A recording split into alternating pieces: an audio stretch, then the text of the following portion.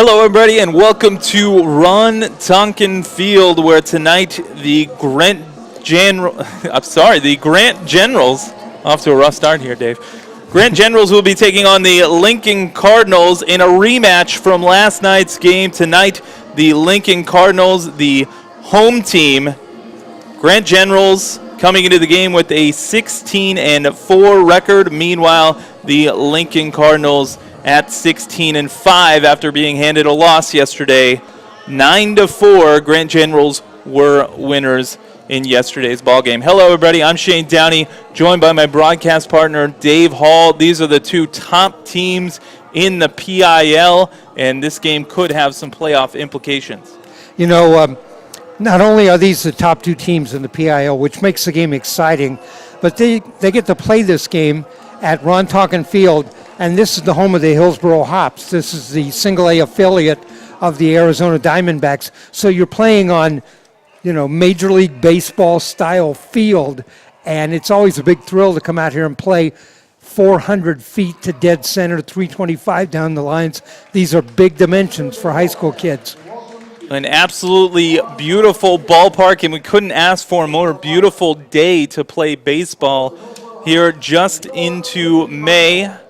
It was a gloomy April in most of the Portland, Oregon area, but now the sun is out, a few clouds in center field, and we're just moments away from game time. As you see, the head coach for the Grant Generals and Lincoln Cardinals, respectively, meeting with the umpires at home plate. Let's tell you the lineups first for the visiting Grant Generals, who come into the game with this 16-4 record. As I mentioned, leading off in center field will be Will Bachman.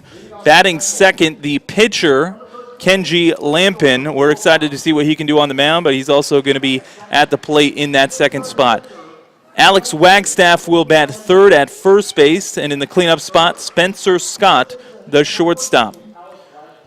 At the catcher position is number 17, Caden Siegel. Up next will be number 7, Boone Rush in right field. And rounding out the bottom third of the lineup, number 1, Aiden Moran at second base. Number 21, Cooper Shaw in left.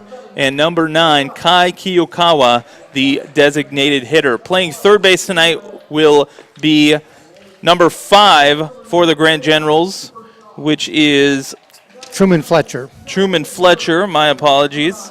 It's different on my roster, but getting those kinks out of the way here early. Before you give us the Cardinal roster, I just briefly want to give you some stats. These are they're mind-boggling. Grant started the season, they were 1-4 in their first 5 games. They had been outscored 31-14. Since they were 1-4, they've won 15 in a row, and in those 15 games, they've outscored their opponents 194-24. So total on the season, they have a run differential 208-55. My error. Truman Fletcher, number 4, so my apologies. On the mound, as mentioned already, will be Kenji Lampin. We did the game Saturday. Lambden beat Cleveland 1-0 in a complete game victory, and it was very sharp. For the Lincoln Cardinals, coming into the game with a 16-5 record, here is their starting lineup, brought to you by their head coach, C.J. Watson. Number 10 leading off, Jake Lightgeb at the catcher position. Number 20, Nick Osmo in center field, batting second. Batting third, Brent Companion in left field. He's number 5. Cleanup spot, Presley Cable at first base, number 24. Up next, you have number 15, Miles Parkell. He's at the hot corner, third base. Number 23, Mikey Riley. He's the designated hitter. And bottom third of the lineup, number 8, Garrett Van Doren at second. Number 12, Spencer Goldman at short. And number 2, Kyle Gragnola in right field. Let's step aside for the playing of our nation's national anthem.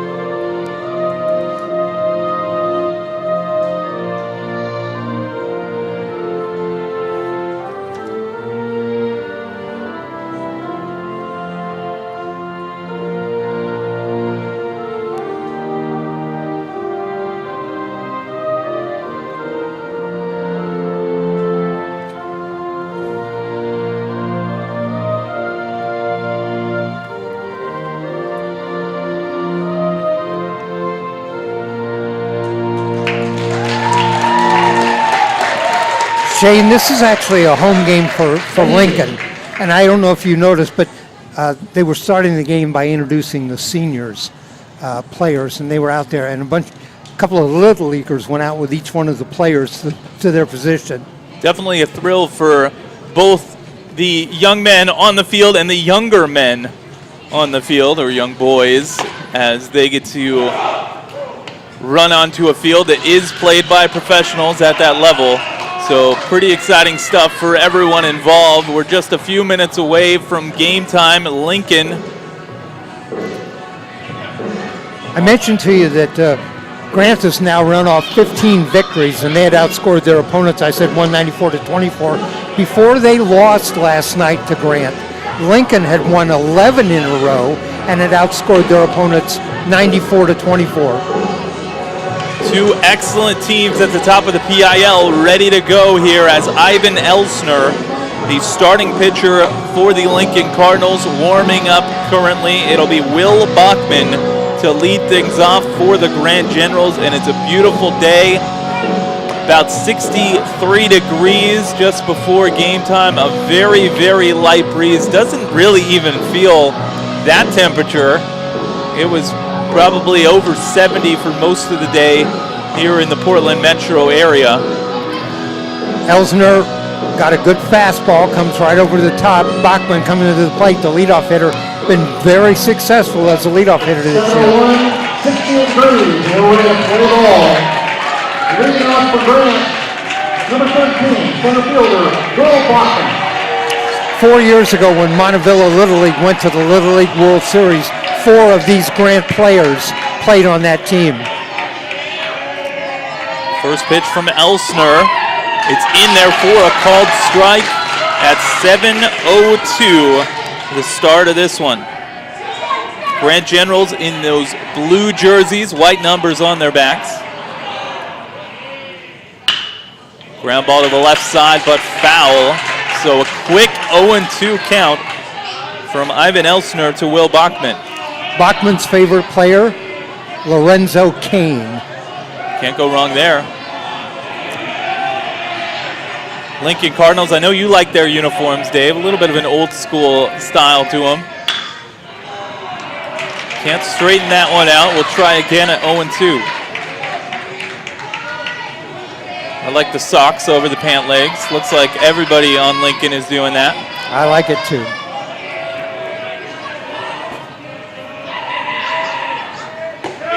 Called strike 3. Couldn't ask for a better start from Ivan Elsner. And a good crowd here at the home of the Hillsboro Hops, Ron Tonkin Field. Number 1, Kenji Lampin. So it'll be Kenji Lampin. We're going to see him on the mound in the bottom half of the inning. But he's going to see what he can do against his pitching counterpart, as this one is taken low and outside, 1-0. He'll be playing college baseball next year at Lynn Benton Community College.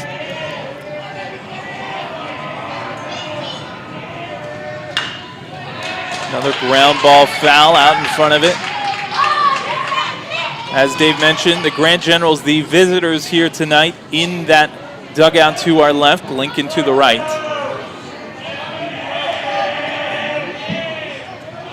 Center fielder shading Lampin a little bit towards left field. And there's a breaking ball that doesn't quite break over the plate. Inside, 2-1.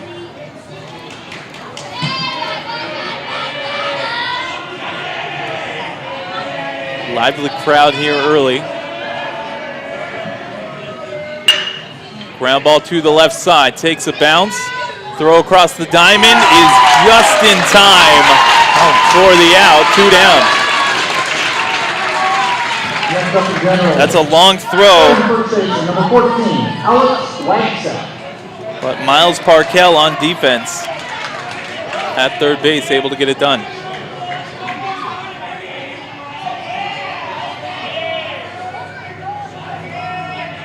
So now our first left-handed batter, it's Alex Wagstaff. Misses outside. First baseman, batting for the number 3 position. Second baseman playing on the outfield grass, but he hits it up the middle. But positioned perfectly is the shortstop as they were shading him a little bit to pull. And 3 up, 3 down for Ivan Elster.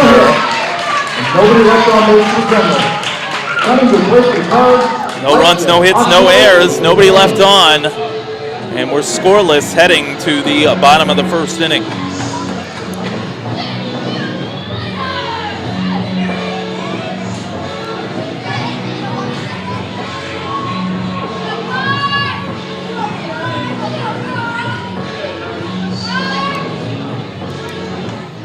Kenji Lambden on the mound for Grant. He pitched on Saturday, a 1-0 win over Cleveland. Got a big break from the catcher, Caden Siegel, in the top of the 7th when Siegel, behind the plate, picked the runner off at first base. So if you look at the Grant Generals record, 16-4, obviously excellent, but at one point this team was 1-4, and then have just gone on an incredible winning streak. And talking to head coach Matt Cobsa before the game briefly, he mentioned the pitcher out there on the mound, Kenji Lampin. He was a little banged up early on in the season. They had a couple injuries, obviously healthy now, and is a big part of their success. Had not been pitching early on in the season and mostly just DHing. So it's good to see him back on the mound. He gives the Generals one more effective pitcher. So for the Lincoln Cardinals, Jake Lightgeb is going to lead things off, followed by Nick Osmo and Brent Companion. And if you've watched any of the Lincoln football broadcasts that have been featured here on Oregon Sports Beat, a lot of these names are going to ring a bell. Particularly Nick Osmo, one of the stars of the football team, but Jake Lightgeb on that squad as well. So, for a long time, there was this trend, play one sport. I like to see dual sport players. Do you think we'll ever see a dual sport player as far as professionally again? Well, Kyler Murray almost got there. Well, he could do it. He's Still talented enough to do it, but I think there might be too much money involved for these teams to be willing to let their player do both. As the first pitch from the right hand of Kenji Lampton is taken inside. Will there ever be anybody as successful at two sports as Bo Jackson? He was incredible. Here's a deep ball out to right field, and it's going to go up against the wall. Keep on running, young fella, as he cruises into third. He takes a dive. The ball gets away, but he's going to stay put, and it's a lead-off triple for Jake Lightgeb, who shows off the power swing, and Lincoln has something brewing here early. That ball hit in the gap, hit all the way to the wall. It's 400 in dead center, and that ball was probably 380. So now we have Osmo up at the plate. Righty on righty matchup. So I did a game last week with the suicide squeeze. It was exciting to see. You don't see that too much at the big league level these days, as first pitch is taken outside. 1-0. Called strike, evens up the count. So for Lincoln, you couldn't ask for a better start as Elster sets down the side in order, and they lead things off with an extra base hit. Right at the letters. Took something off of that pitch. 1-2 now.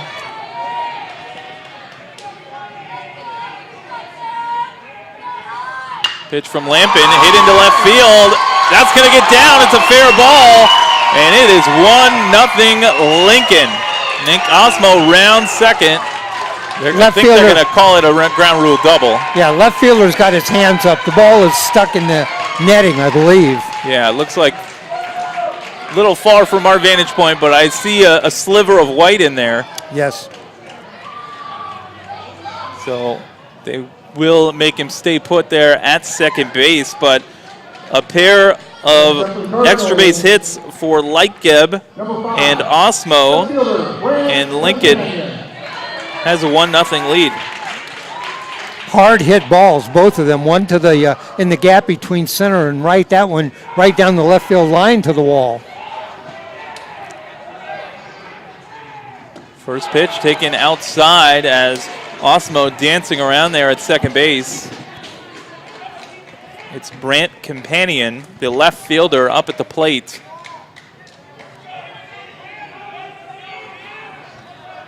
Facing Kenji Lambton.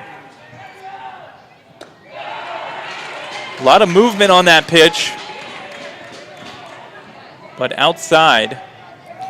Very vocal Lincoln crowd tonight. 2-0.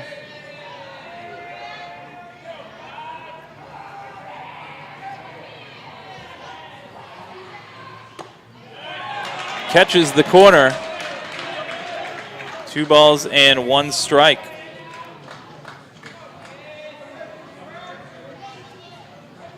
The lights are on, but you don't really need it. Not just yet. You can see the shadows creeping in from behind. Line drive. Fortunate for Lincoln, no one was on the bag, or they might have been able to get 2. But Grant gets an out, a hard hit ball. Spencer Scott, the Grant shortstop, was shaded towards second base, so the second baseman was playing off the bag a little ways. When that was a line drive to Fletcher. Fletcher looked to go to second. There was nobody there. He had to wait, and there was just no chance they were going to get Osmo at second base. Yeah, and Osmo had a big lead. Breaking ball hit in the air, but foul.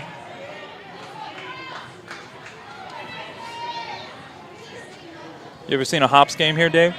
A what? Hops. Yes. It's a good time. Let you sit out there on the berm in left field and eat. Oh, yeah. Can't go wrong. 0-1 count. Breaking ball hit in the air once again. Same result. Foul and out of play down the right field line. So now down in the count is number 24, Presley Cable, the first baseman.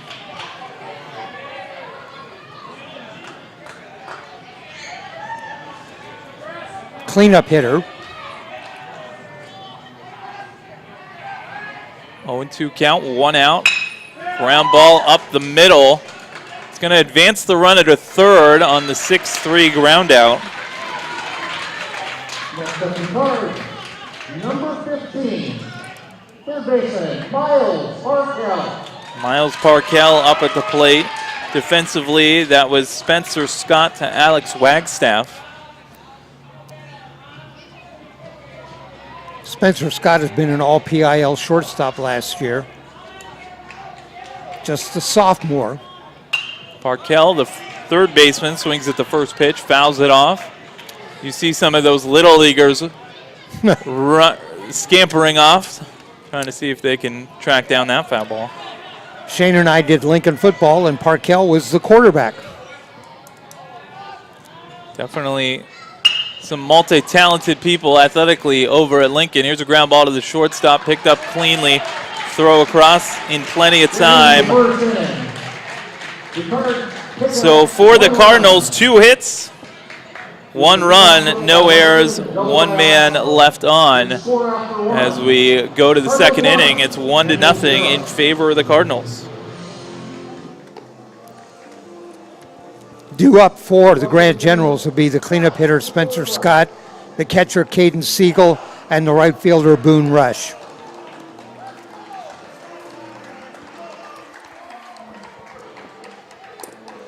For Ivan Elster, he set down the 1, 2, 3 hitters in order to start off the game, which makes me wonder, I know you're old school, Dave, how do you feel about the recent trend of the opener in Major League Baseball? Any thoughts? So we're going to have one relief pitcher go 1 inning, 9 different pitchers pitching a game. That's what it's headed to. I'm not a fan. I like starting pitchers, and I like my starting pitcher to go about 7 innings. So I don't know, but it worked effectively for Tampa Bay last year. It worked very effectively, and the team that I certainly root for, the Angels, are trying it out quite a bit this season. And so far, I think they've done it 5 times, and the opener in the first inning has yet to give up a run. So it's been pretty effective. It's hard to argue with success. Here's the first pitch. Taken for a called strike to Spencer Scott, leading things off for the Grant Generals. Jake Lightgeb out there on the mound. He's the shortstop. His favorite player is third baseman for the Dodgers, Justin Turner. Turner's struggling this season. Here's a foul ball, off and to our right. 0-2 count. We saw Lightgeb get ahead of hitters. Elster on the mound, just throwing a lot of strikes. Big hole up the middle. Taken for called strike 3, another strikeout. Second strikeout looking of the game for Ivan Elster. I was going to say, just before that pitch, I was going to say Spencer Scott hit a home run in the Little League World Series, and then he looked at a third strike. Up at the plate now is Caden Siegel, the catcher for the Grant Generals.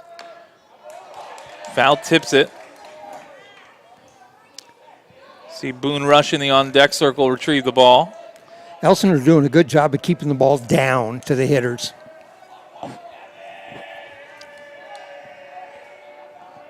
It's just wonderful to do a game with you, Dave, and have the window open and not be freezing. Yes, there we go. Ground ball right back to the mound. Underhand toss. He gets him. 5 set down in a row. Start things out from Ivan Elster. You know, that's something they used to teach pitchers all the time. You get a chopper like that back to the mound, run with the ball towards first base, and then just kind of underhand lob it to the first baseman rather than field it and turn and fire over to first.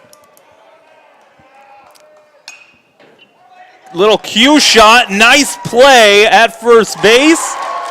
And well done by Cable Presley going to his left. Stabs at the ball, but also able to get it to his pitcher covering. 6 up, 6 down. Couldn't ask for a better start for the Lincoln Cardinals. It went 1-3 on the ground out on the previous play. That one goes 3-1. Yeah. No runs, no hits, no errors, nobody left on base. Still 1-0 in favor of the Lincoln Cardinals, heading to the bottom of the second. The one thing I don't really like right now is that they didn't take the mats off of the mound or the batter's box. You know, I was going to mention that. I knew something looked a little odd there. That's just to protect those for when the hops play, but the hops don't actually open until June 21st. Now, correct me if I'm wrong. This is all artificial surfaces, it looks like, yes, here, right? Yes. So obviously in the Pacific Northwest, we get a bit of rain. Season doesn't start till June 21st, though. Yeah, short A. It's not. Right. It's not high A. So high A, they play pretty much a full season. They'll play from April until early September. I think the short A is 82 games.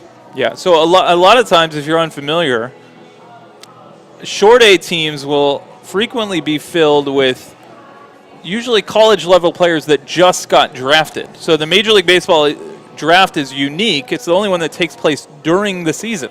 Exactly. But they have to send the players somewhere. Some guys just get a break. They're like, you just did high school, you just did college. We're going to let you sit the rest of the season out, and we'll bring you back next spring. But if they want to get a guy going right away, he's usually going to short A.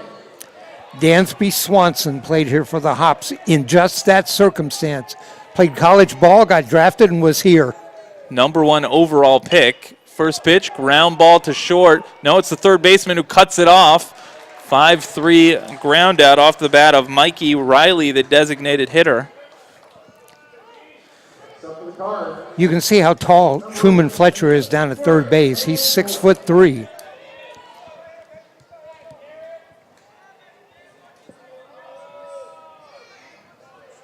Garrett Van Doren up at the plate for the Lincoln Cardinals. He takes a called strike.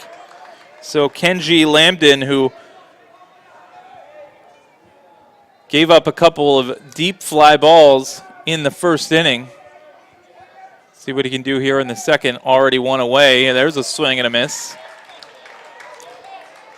Not just the first inning, the first 2 hitters rocked him. Yeah, it didn't take long for Lincoln to get on the board. Lambden looking to bounce back. High and outside. 1 ball, 2 strikes. To number 8, Garrett Van Doren, the second baseman. Another player playing dual duty on the football team. Ground ball to the left side, backhanded by the third baseman. Strong throw across the diamond. Another 5-3 ground out. Truman Fletcher, to Alex Wagstaff. So Fletcher playing third base, but not in the lineup. A little bit unique here. He's being DH for. I talked to his dad at the beginning of the season. Fletcher opened the season at shortstop, and they're trying to figure out where to put him because he's so tall. 1 ball, no strikes. Well, he looks good out there defensively so far. He does. A lot of range going to both his left and his right. Called strike at the knees. Count evens up at 1-1.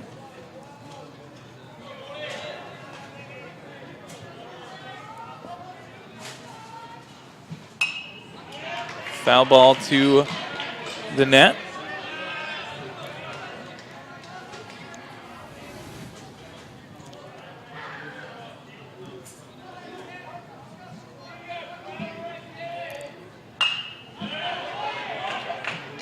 Another foul ball off to the right side. 1 ball, 2 strikes, 2 outs. Base is empty. Cardinals with the 1-0 lead. Takes a pitch that was close. All the no infield, cigar. The whole infield rushed in like that was the 3rd strike, and it's not what the umpire said.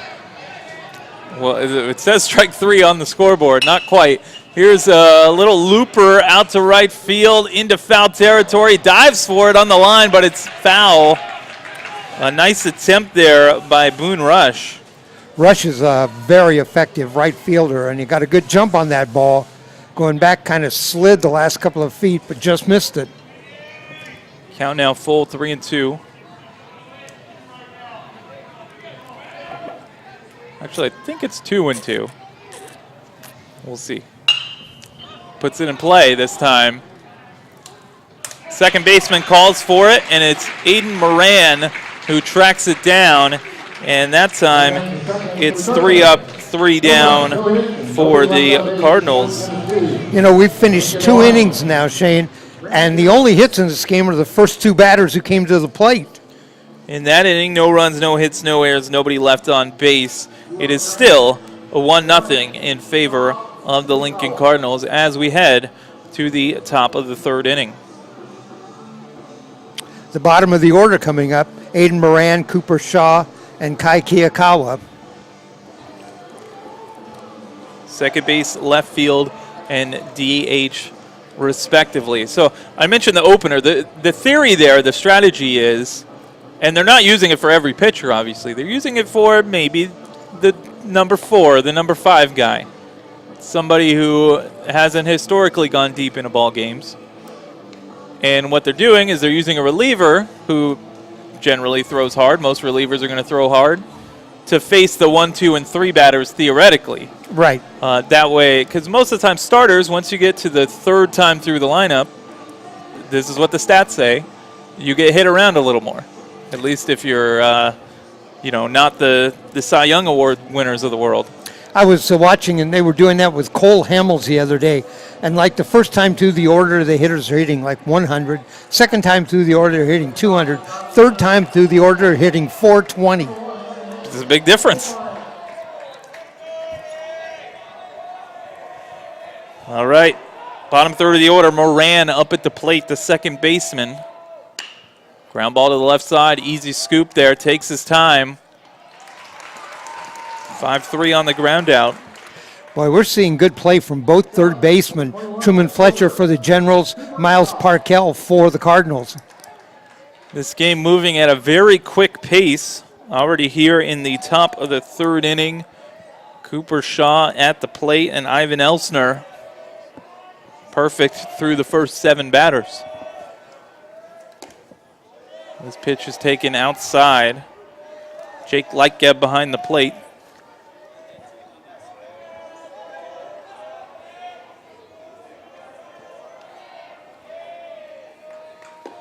Swing and a miss. His favorite baseball player, Ken Griffey Jr. Can't go wrong there. I think that's the best player we've named so far when we've asked that question.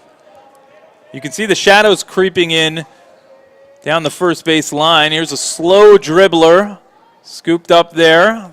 Throw is in time. Nice stretch there by Presley Cable. Another great play by Miles Parkell.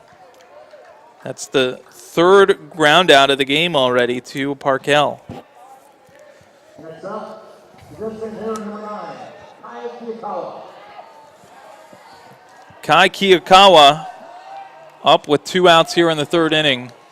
So let me tell you who Kai's favorite player is after this pitch. Go for it. Ichiro.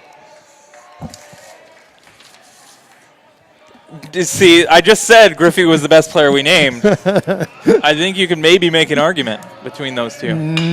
You don't think so? There's a bounce. Nice play by the second baseman. Spins and throws. Safe. But he's safe. He pulled him off the bag with a little bit wide of a throw. I'll tell you, I have to score that a base hit. That was a tough ball to field. Kind of went back a little bit, tried to make the throw, pulled the first baseman off. But I'll give Kiyakawa a base hit. How about you? I'm right there on board with you. And they do put a hit on the board. Yeah, that was a hard hit ball. Very tough play for Garrett Van Doren. Nice effort, but unfortunately pulls the first baseman, Presley, off the bag. So the first base runner of the ball game for the Grant Generals, and that turns the lineup over. Here's the first throw over to first, obviously first base runner. 1-0 the count to Will Bachman, who struck out looking his first time up.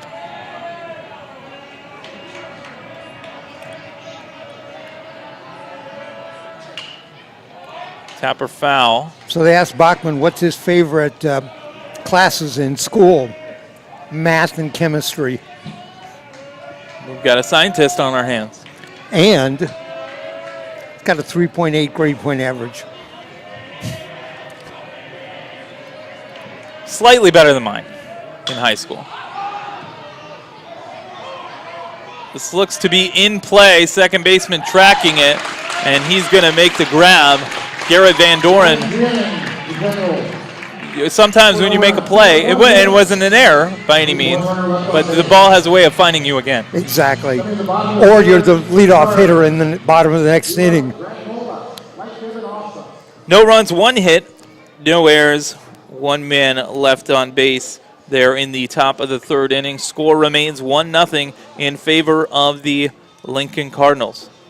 We mentioned these two teams played just yesterday. It was a 9-4 Grant victory.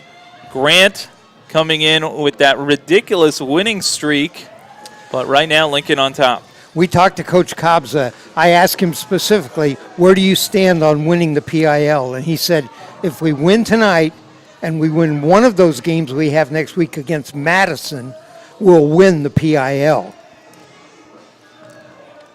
One thing of note regarding the PIL standings is if there is a tie at the end of the season, as far as wins and losses, well, they'd just be co-champions, no tiebreaker. You know, the final determination on these teams is based on their power ratings. The PIL is not regarded as one of the power conferences in the state. As a result, Grant, who is at 16-4 and on a 15-game winning streak, their power ranking is 21. Last I checked, I think both teams were in the top 20. Okay, maybe they moved up just a bit. That was from last Saturday when I checked. So yeah, I think they've moved up just a tad. Okay. But either way, clearly two very highly regarded teams here in the state of Oregon that you're watching here tonight.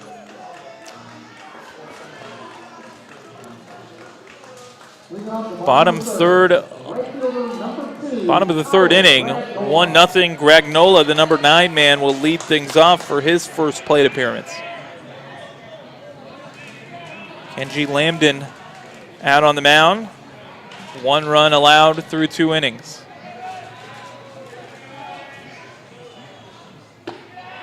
Takes a pitch, doesn't miss by much. Might be the hardest pitch he threw all game. He reared back and fired that one. Don't have the benefit of a radar. We should have brought one. Here's a hit over the head of the third baseman. Nicely cut off there by the left fielder. He's going to go for second anyway. The throw is in time. Did that go 7-6-4, Dave? That's what it looked like to me. And I thank you for pointing that out. The person who made that play is the shortstop, Spencer Scott. It was a perfect relay throw. Also, the left fielder slid to stop that ball. And the ball was stopped. Perfect throw to the cutoff. Throw to the second baseman. Out. Breaking ball taken. That's a base hit. Inside. It is a hit, but thrown out trying to advance to second.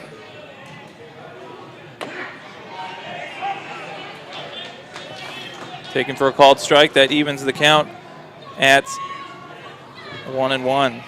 Cooper Shaw to Spencer Scott to Aiden Moran for that putout. Swing and a miss. Change up that time. And you could see Moran defensively really pumped up after that one. Looks like the shortstop signaling for a meeting on the mound. And the catcher, Siegel, was hesitant to go out there. What do you guys want from me? Yeah, what are you doing? But he saw something, just wanted to relay it.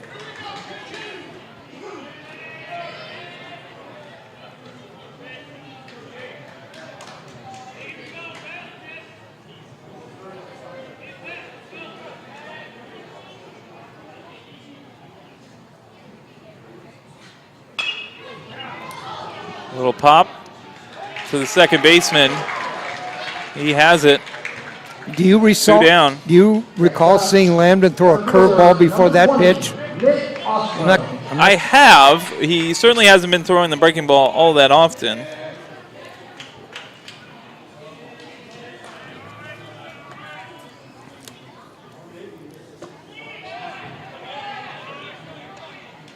One and 0 the count.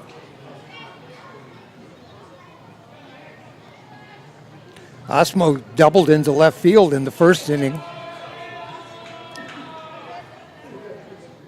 Osmo drills a pitch, but a little out in front for a long strike.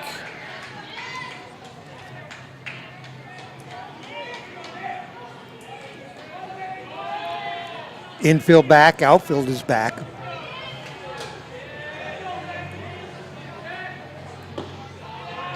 Pitch is taken down low. I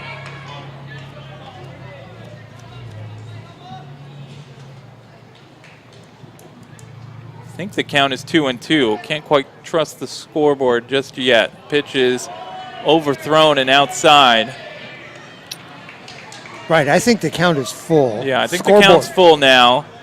You know, we also mentioned that to lead off in the inning, Kyle Gragnola, did he just signal? He signaled 3-1. 3-1, my apologies.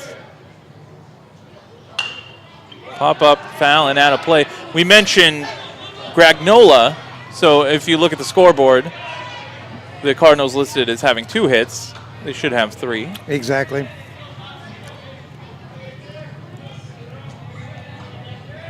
So now it's 3-2. Count full. Payoff pitch. Hit into deep right field. Tracking it is Rush Boone. Boone Rush, excuse me.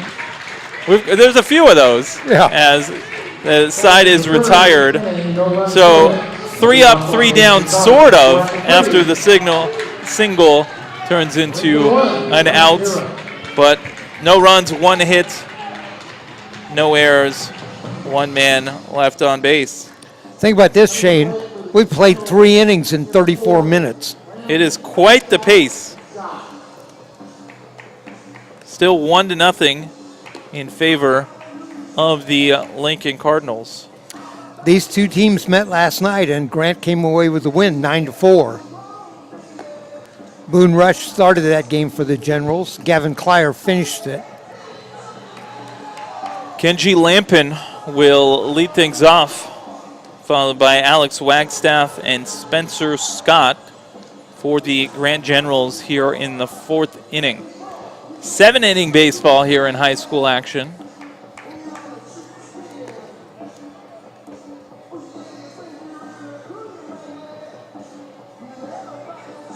You know, I didn't eat before coming here, Dave. I thought that was going to be a late evening activity, but at this pace, I could be eating in the next hour or so.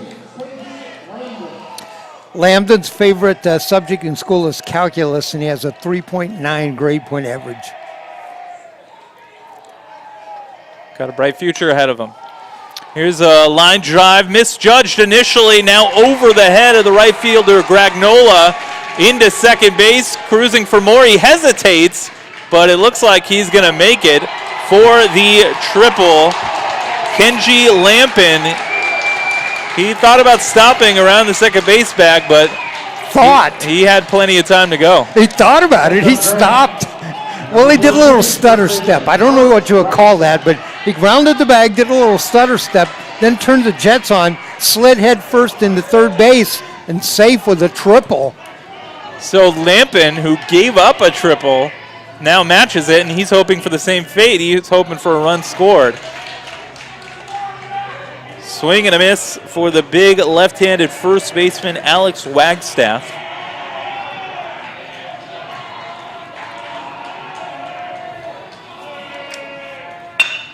And this might do it. It's going to drop in for a hit. Takes a high bounce off that artificial turf.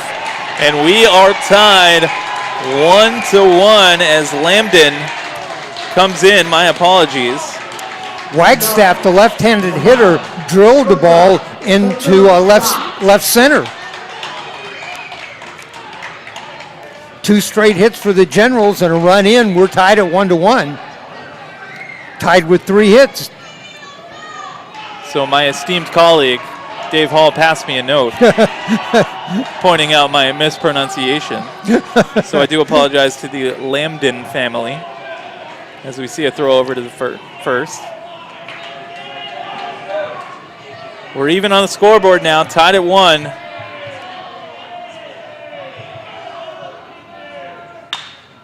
Ground ball to the right side, takes a funny hop, but it could be 2. Safe at first base. But second baseman they get the lead runner. Second baseman rocked back just a little bit, threw to second. Shortstop came across the bag to make the throw. It just happened slowly, and the runner safe down to first. So Spencer Scott reaches on the fielder's choice. Still just 1 out.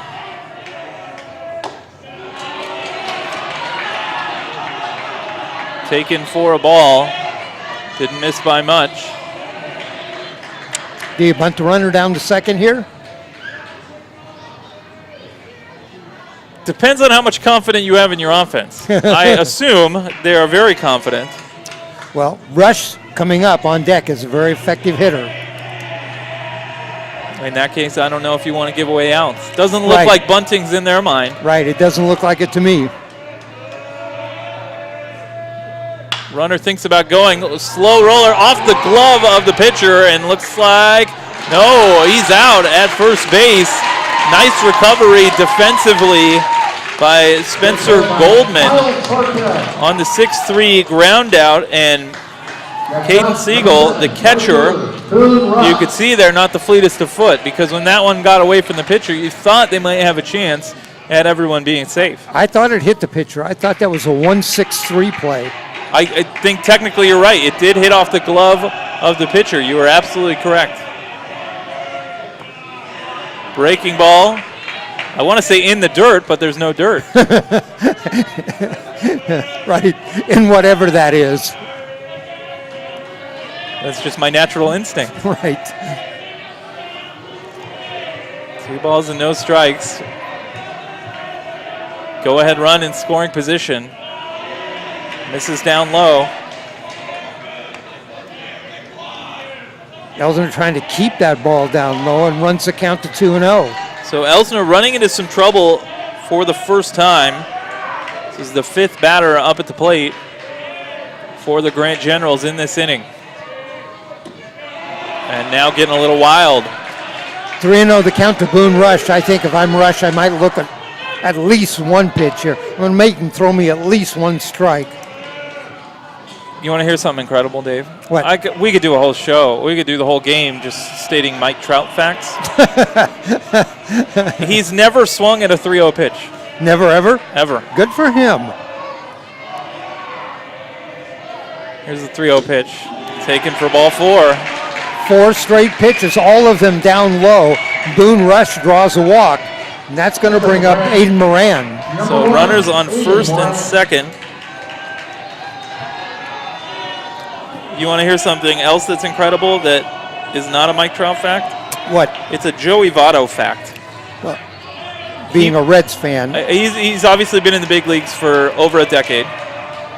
That's actually just a guess on my part. He has. Swing and a miss. Look out. Throw down to second. Back in time. Joey Votto popped out to first base for the first time in his career this season. In like year 12. That's just, I think he's obviously been in the big leagues a long time. He's a Hall of Fame player to me. He's really something. 0-1. Center field, backing up on it, but making the grab is Nick Osmo. So 3 hits in the inning, 1 run. 2 men left on base. The scoreboard is still wrong on hits for the Generals. They have 4. So they got wait a minute. a trio of hits that inning. You're absolutely right. It is Okay. 4. And they got a run. Still no errors in the game, but we are tied at 1-1. Heading to the bottom of the 4th inning.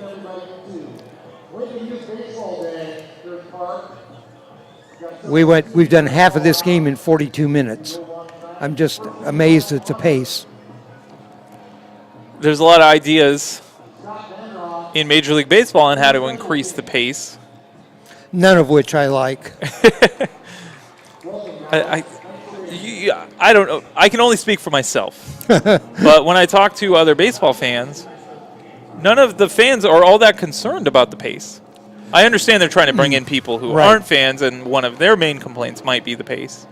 The only one that makes sense to me is where, if you're going to intentionally walk a batter, just signaling. Yeah, that one's totally fine. I don't think anyone has an issue for that.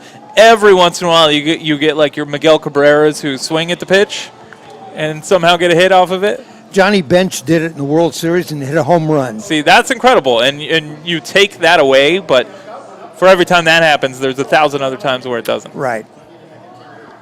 Lean across and hit the ball. Speaking of 2 stars we talked about earlier. We need our own baseball show. See, when I was growing up, it was Deion Sanders and Bo Jackson. Right. Those were the guys that played 2 sports. And I don't think I appreciated as a kid just how incredible that was. And I don't know if we'll ever see it again. I think there's guys that have the talent to do it, like Kyler Murray, who you mentioned. The 2 I remember as a young kid, one was Vic Janowitz, who won the Heisman Trophy at Ohio State, played NFL football and caught for the Pirates. The other was Gene Conley, who pitched for the Braves and played basketball for the Celtics. Breaking ball taken for a called strike on the inside corner. Righty on righty matchup. Up at the plate now is number 5, Brent Companion, as he taps this one foul.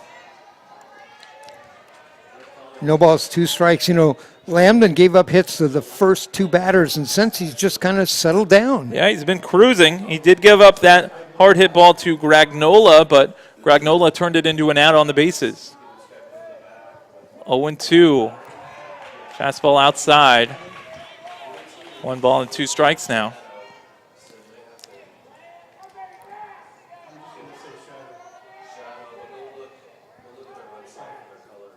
One and 2 popped up. Could be playable for the third baseman coming over. Now it's the shortstop who falls on his backside but makes the grab. And I think that was a wise decision. The shortstop, Scott, waved off Fletcher and caught the ball because Fletcher had a really bad angle on it. Spencer Scott tracking it down. One down here in the bottom of the fourth.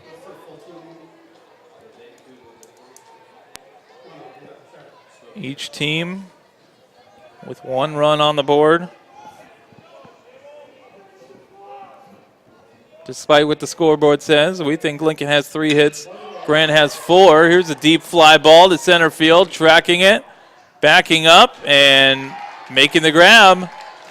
It's a deep out off the bat of Presley Cable. The senior, Will Bachman, out there in center field, very effective this year, tracking down fly balls. Miles Parkell up at the plate, the third baseman, who grounded out his first time up.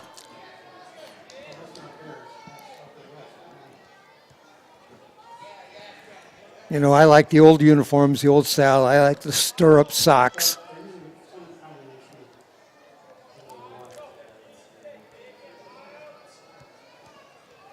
The shadows creeping into the infield even further. First pitch to Parkell, ground ball to his third base counterpart. Plenty of time, 1, 2, 3 inning for Kenji Lambden. You know, I mentioned the third basemen are playing so well in this game. Fletcher is doing a great job there. Parkell for the Cardinals. There's another great play by Fletcher and just a rocket throw. Yeah, there's been a number of ground balls both to the third baseman Fletcher and the shortstop Spencer Scott. No runs, no hits, no errors, nobody left on. We're still tied at 1, heading to the top of the 5th inning.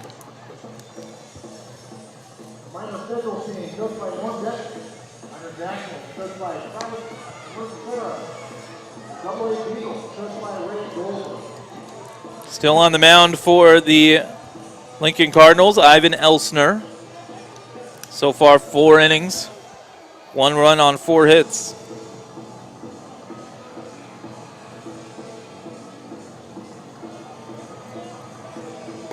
That play, what the base hit that's missing up there on the scoreboard is the one where the ball was hitting the left field and they threw the runner out at second base.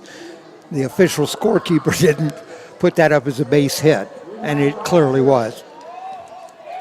For the General, number 41, Cooper Shaw. Cooper Shaw up at the plate. Taken for a called strike. I think baseball is unique in the sense that the way baseball scoring works isn't always the most intuitive. As here's a ground ball through the hole on the right side for a single. There are many things people just learning how to score struggle with. Fielder's choice is one of them.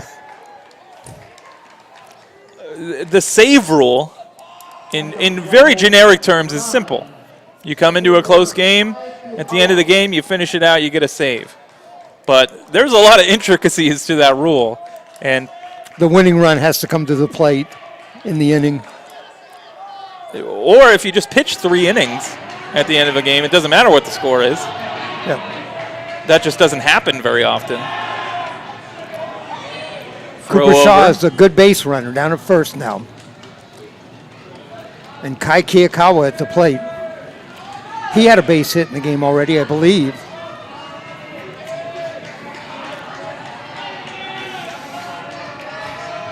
Here's the pitch, taken for a called strike.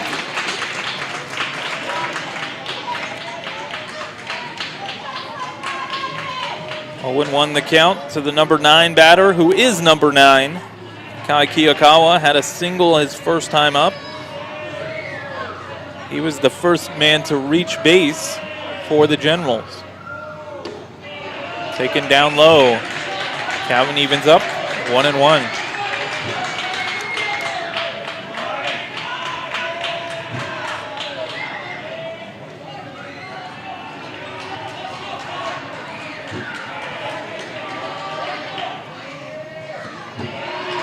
Another pitch outside. Elsner walked the batter last inning. He's just having a little trouble finding the plate. He's His pitches have been low and away. Runner at first base, leadoff single from Cooper Shaw in this 1-1 tie ball game. Swing and a miss, swing over the top. Evens the count at 2-2.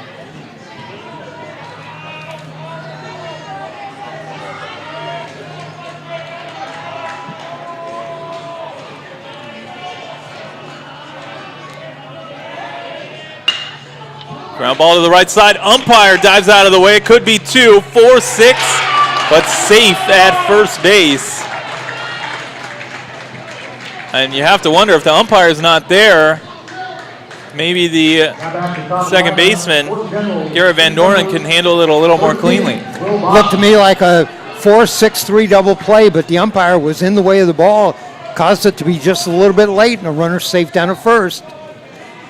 Don't get me wrong, umpire in the right spot. It's just an unfortunate situation. He's got to be somewhere. One out, the show bunt, pull back. Taken for a ball. And the umpire's part of the game. The ball hits him, it's not dead. No. Credit him, he did a good job of getting out of the way. He did.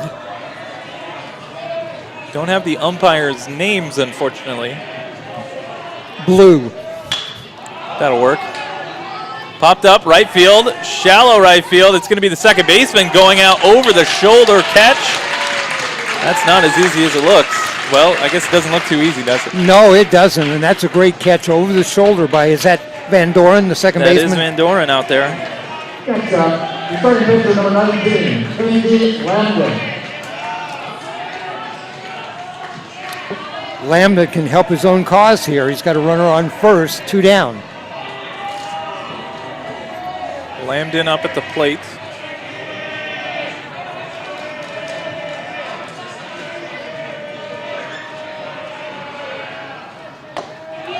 Taken for a called strike. Nice pitch.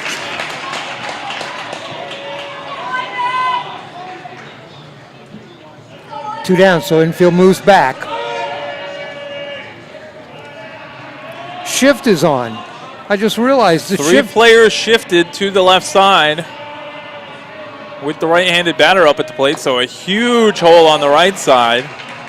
Gosh, this may be the first time I've seen this year. Most high school teams don't do it, but the shift is on.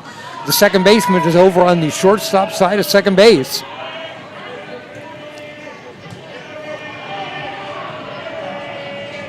One and one the count. Ground ball picked up by Lightgev. Ball into the ground, I should say. Nice job by the catcher to block that ball in front of him. Keep that in front of you. That's all you can do on that play.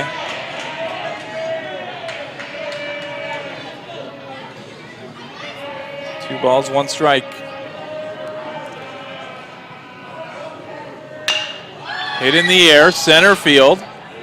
Looks playable. And it's Nick Osmo who makes the grab, and that will end the top of the 5th inning. No runs, 1 hit, no errors, 1 man left on as we head to the bottom of the inning. Still tied at 1.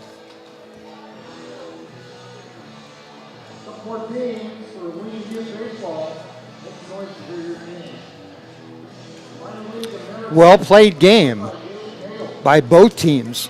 Outstanding infield play. Had some big hits to the outfield that were run down by the center fielders. Both catchers have done a good job. Let's take a look at the Major League scoreboard. Very light schedule here on this Thursday. A lot of these games were early. Nationals 2-1 win over the Cardinals.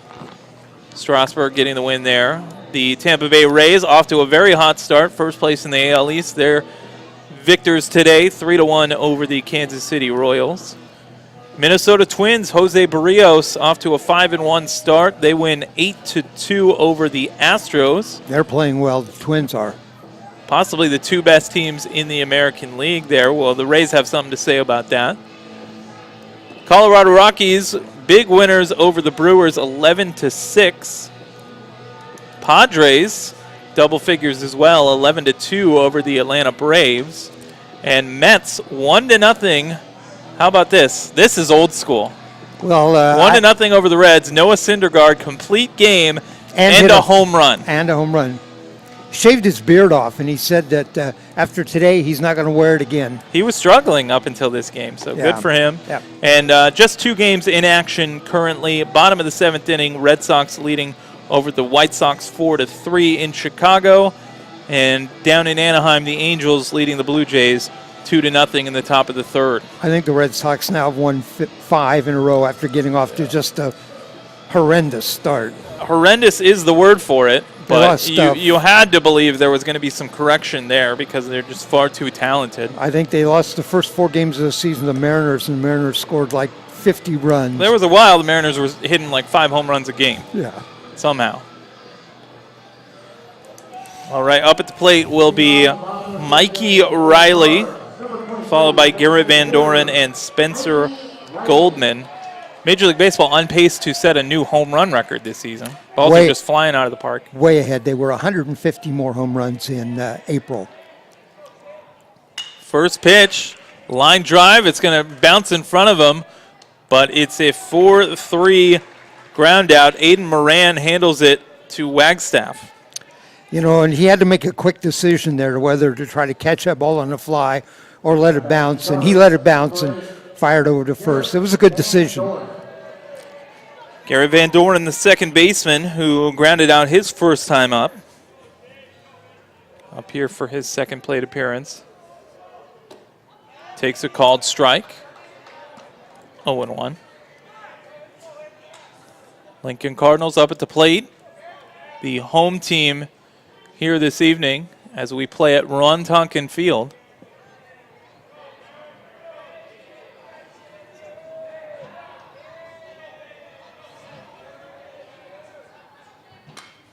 Breaking ball, fouled off to the netting. Lambden went the distance on Saturday against Cleveland in a 1-0 win. He looks just as strong here in the bottom of the 5th. Yeah, after that rocky start, he has been excellent. A high pitch is fouled off there. Stays out in front, 0-2.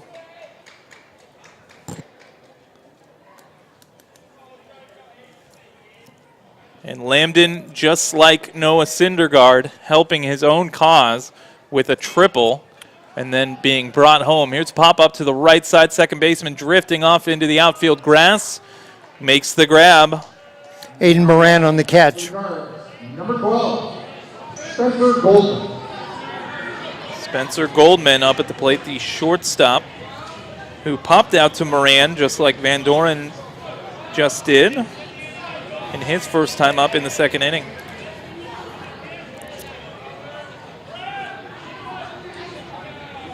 Kenji Lambden, right-hander with the pitch. He's going to bunt for a base hit. Barehanded by the third baseman. He can't handle it. And I like the way that Spencer Goldman is thinking there. You know, even if Fletcher came up with that ball, he wasn't going to throw the runner out. That's a base hit. He bunted for a base hit. Spencer Goldman, the speedy shortstop, bunting for a single, and it's the first hit since the third inning and the first true base runner they've had since the first. Exactly.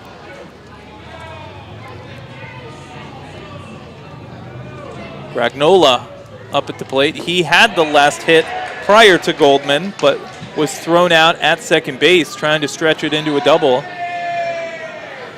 Takes the pitch for a ball, 1-0.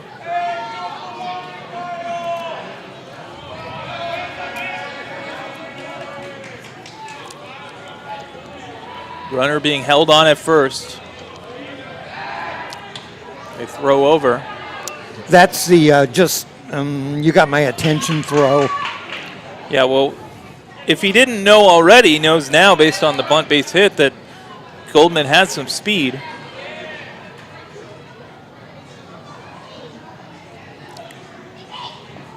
Pitch comes to the plate. Little liner over to second base. And Moran makes the grab. That'll do it here in the 5th inning. In the inning, no runs, 1 hit, no errors, 1 man left on. We are going to the 6th. Still tied here at 1. We've completed 5. Grant, 1 run, 5 hits. Lincoln, 1 run, 4 hits. Really clean ball game from both sides here thus far. Both pitchers have gone the distance and still in the game. Yep, remaining on the mound is Ivan Elster. He's going to face off against Alex Wagstaff, Spencer Scott, and Caden Siegel. Wagstaff's a left-handed hitter. If you remember, I think earlier in the game he lined a ball in between left and center for a base hit.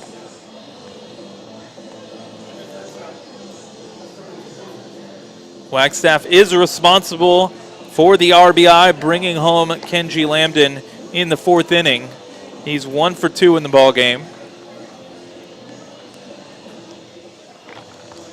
You know, it's nice as the sun is setting behind us. Still, you know, I have a long sleeve shirt on, but it's still comfortable. It's just you're a Southern California kid. I absolutely am. You know, I had my doctor tell me the other day that we did some blood tests for some other stuff. I'm fine, but he said I need more vitamin D. And he apparently said that's very common in Oregon because obviously the sun is covered by clouds quite often. There you go. That's a first for me, but people in Oregon don't tan, they rust. I'm going to have to take some vitamin D supplements apparently, as we have a tapper back behind the plate, 0-1. Big hole out there in right center for Wagstaff if he can get around on the ball. You see the second baseman, Van Doren, playing deep. Here's a pop-up to the left side. They didn't expect the ball to go there, and it's going to drop in for a hit and take a funny bounce. But Wagstaff's going to be held to a single. But that's back-to-back hits for Wagstaff, and he just went the other way. They were shading him to the right. You know, the Lincoln coach is trying to play percentage. You know, he's been had a shift on. That time he was close to it, and the Wagstaff just kind of chopped that ball over into left field for a base hit. Yeah, whether it was intentional to hit it that way or not, Wagstaff will take it. And it looks like we're going to have a pinch runner replacing Wagstaff over at first. It's going to be Jackson Montfort.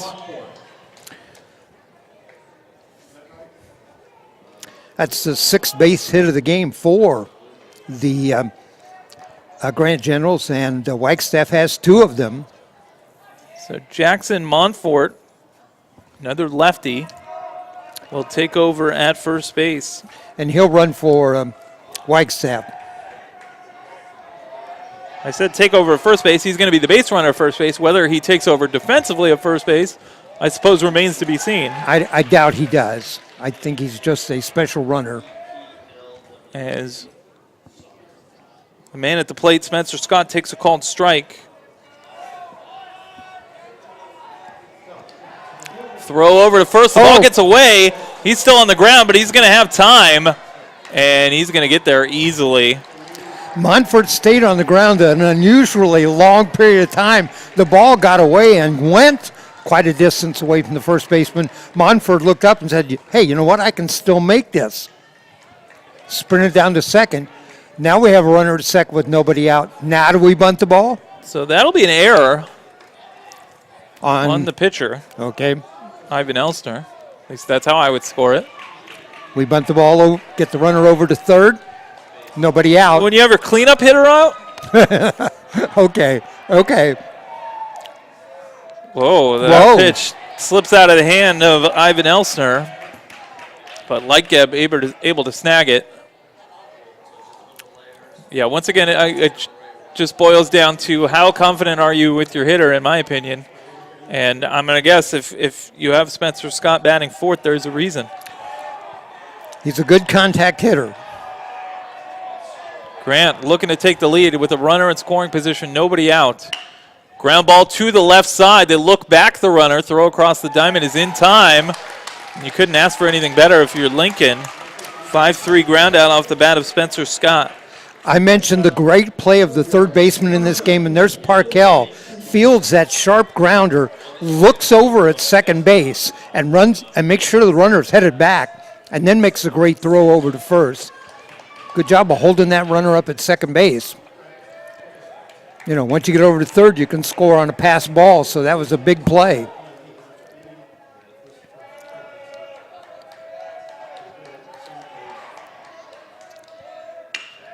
Ground ball to the left side, takes a bounce. Once again, looking back the runner, it's a 6-3 ground out, and Ivan Elster has responded after a single and an error, put the go-ahead run in scoring position. Back-to-back groundouts, and there's 2 men down for Boone Rush. Couldn't have picked a place for those 2 batters to hit that ball any better than third and short to make sure that runner didn't advance. Boone Rush, another good contact hitter. Misses down low. Rush took a 4-pitch walk his last time up.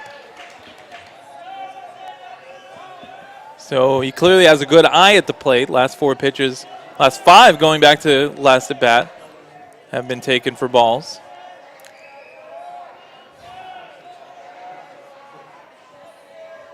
Elsner slows down his pace a little bit. Here's another ground ball to the left side.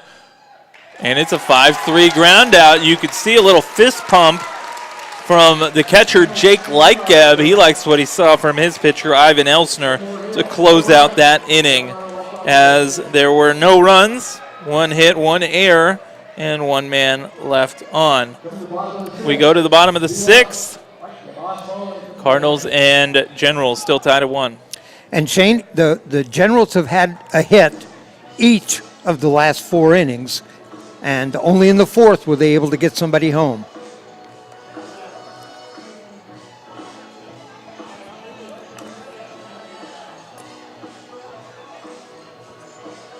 We've got ourselves a pitcher's duel here at Ron Tonkin Field. And what a good pair of teams we have between the Lincoln Cardinals and the Grant Generals.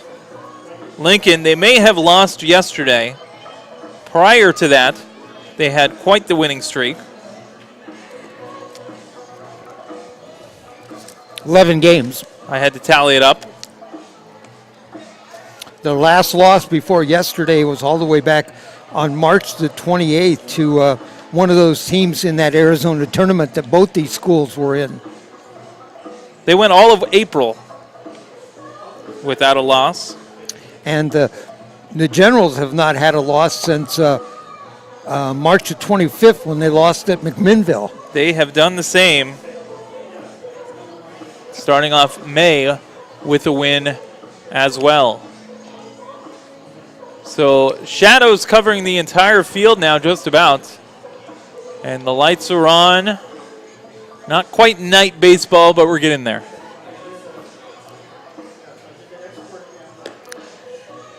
Remember, high school games, 7 innings. We're at the bottom of the 6th right here at 1-1. It'll be the top of the order. Jake Lightgeb, Nick Osmo, and Brent Companion.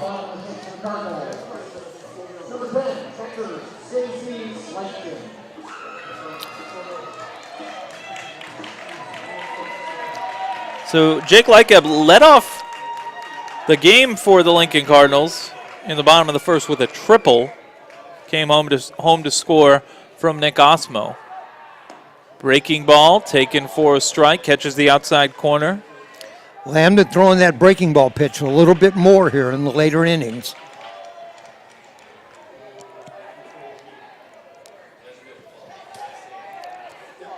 Oh, 1-1. There's that breaker again. Makes contact, but fouls it straight back. 0-2 the count. The old bender.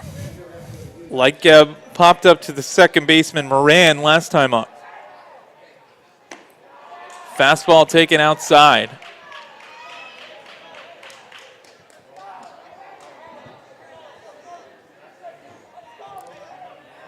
1 ball, 2 strikes.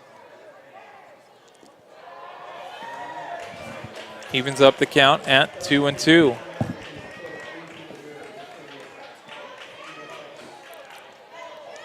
Defense straight up, righty on righty matchup.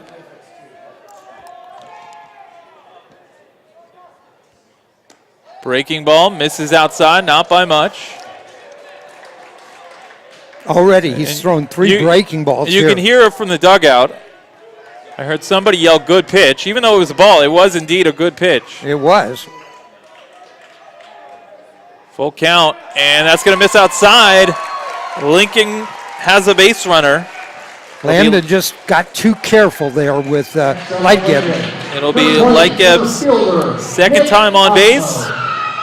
First time he managed to come around to score thanks to this man, Nick Osmo. We've seen him do it on the football field. We've seen him with an RBI double in this one. 1 for 2.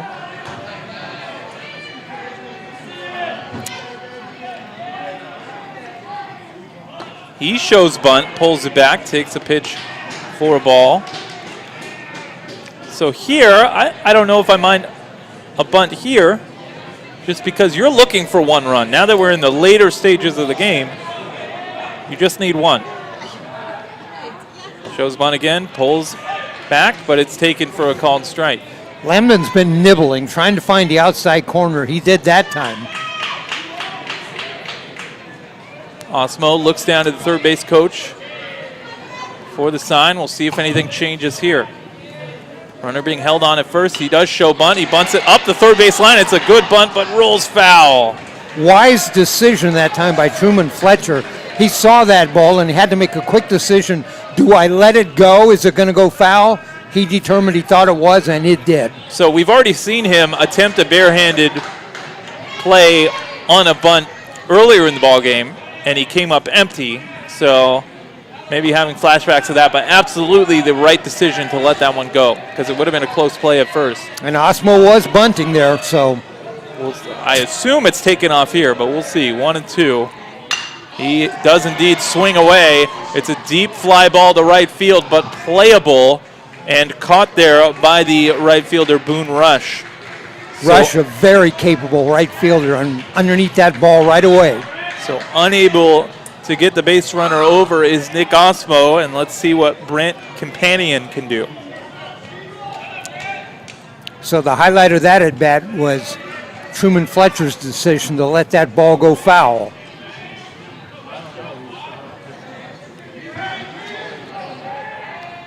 Lightgeb being held on at first. They throw over. He's back in plenty of time.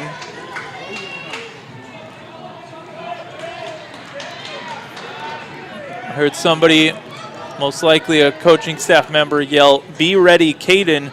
That's the catcher. So right. They're preparing for a possible steal attempt. Caden Segal behind the plate.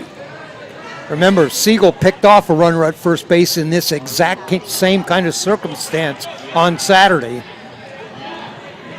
First pitch, a ball down low. Here comes the 1-0. The runner goes, and it's a hit and run. Couple bounces to the second baseman, who manages to throw out the base runner.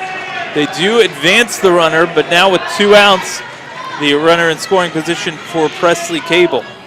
If you look up the word hit and run in the dictionary, there's a picture of that play. Your attention. Courtesy running Definitely for executed well. Number 1, Frank Elster. But now with 2 outs, it's going to be up to Elsner. Frank Elsner running down to second base. Sorry, Elsner taking over at second. Cable still up at the plate. So we've seen a couple pinch runners for each team thus far, and now a meeting at the mound. Alex Fisher, the pitching coach out there. They're going to talk about what they're going to do. 2 out.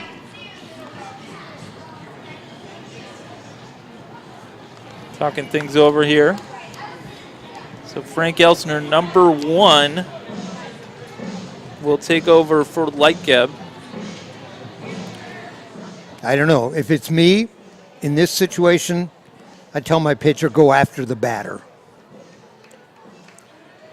Throw strikes. Kenji Lambden remains in the game to face off against Presley Cable, who he's retired twice thus far. A 6-3 ground out and a fly ball to center field. I've been watching both bullpens. Nobody up in either one.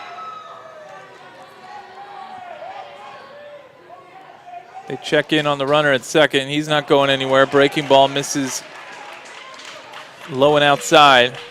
Lambden still trying to find that outside corner. Misses it that time.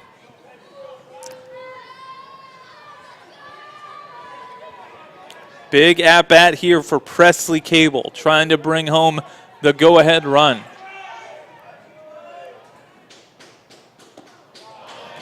Misses high and tight. He's got a place he can put this batter, but he'd certainly like to get him and end this inning. 7-inning baseball here at the high school level. So Lincoln an opportunity to win it should they take the lead in the 7th. Breaking ball, low and outside. 3-0, and they're just going to walk him. I don't know if you saw Coach Cobbs came out of the dugout and waved his hand. Just wave him on down to first. It's funny because I was about to say, do you give the hitter the green light there in any scenario? I think the answer is probably no, but.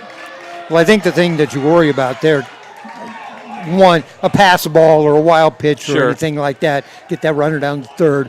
Why, when you're trying to nibble and then try to throw a hard strike? So a pair of walks in the inning. We'll leave it up to Parkell, and that was a good breaking ball. Best breaking pitch that Lambden has thrown. Just broke right over the plate. Parkell has no chance at that pitch. We'll see if he goes back to it. Nope, that's the heater right at the knees, and he's ahead in the count 0-2 now. Parkell turns around, looks at the umpire, and the umpire said, yeah, it's right down the middle, kid. Mixing it up. Kenji Lambden doing a good job. Off speed, the heat. Let's see what he throws here. 0-2 pitch. A high drive, deep left field, but going back on it and playable for Cooper Shaw. And the Lincoln Cardinals threaten, but fail to score in the inning. No runs, no hits, no errors, but 2 men left on after a pair of walks. But Lambden able to recover, and that'll do it here in the bottom of the 6th inning. Still tied at 1. You know, Lambden threw him a curveball, then a fastball. Then I said, I wonder what he's going to throw him. He threw him another fastball down the middle. The batter hit it a long way in left field, but Shaw was back and camped right underneath it, came up with the catch. We've finished 6 innings. Our score here at Ron Tonkin Field in Hillsboro, it is Grant 1, Lincoln 1. So both starters going the distance thus far. Ivan Elster remains in the game on the mound.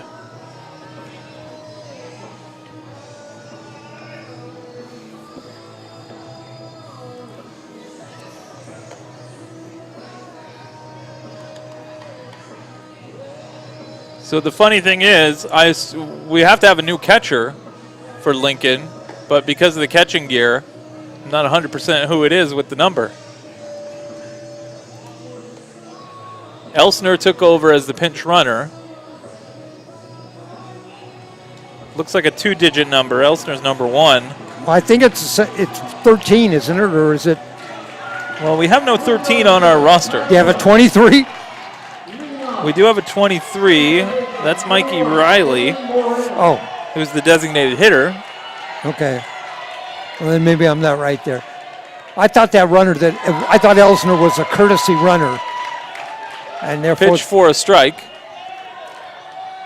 See, now my ignorance is showing for this level of baseball, Dave. Okay. I did not know there was such thing as a courtesy There runner. is. Well, now I know. And you don't come out of the game. Pitch is taken down low. So if that's the case, then I assume it's Lightgeb still behind the plate. I think you're right. I think that's still him. So my apologies. Oh. 1-1. Nice breaking ball there from Lambden threw his best breaking ball last Elster. inning. Elsner just threw his best breaking ball. So yeah, we've seen a pair of pinch runners, but now that you mention it, I didn't see a change Right. for Grant either. Here's a ground ball to the right side. Should be an easy scoop for the second baseman. 4-3 on the ground out. Van Doren to Cable. Off the bat of Aiden Moran. Okay, yeah, that's like behind the plate. 10 is the number that he has there. Cooper Shaw coming to the plate. Yeah, this is actually the first high school baseball game I've ever broadcasted. Oh, okay. So you learn new things every day. Well, I learned something last week when the score was 35-0. I learned that in boys' games there's no mercy rule. Done some minor league ball, some collegiate level summer league ball. But now the high school action. 1-0 the count.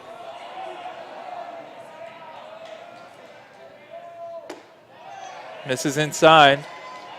2-0. Very, very light breeze now. When this game started, those flags were completely flat up against the pole, but now you see a little bit of a breeze. And we have seen some deep fly balls out there to left field. Taken for a strike. 2-1. To the big right-hander. Kiyakawa on deck for the Generals. Cooper Shaw hits it that way. Jammed him and he hit it off the handle. Right to Miles Parkell.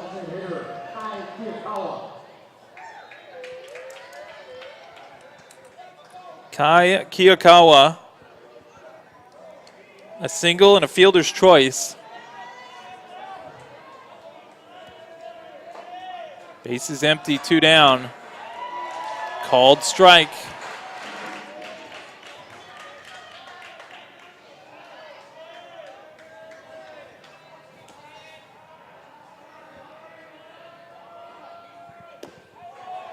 Misses just a bit inside. Count evens at 1-1. Now you see the breeze pick up a little more out there to left field.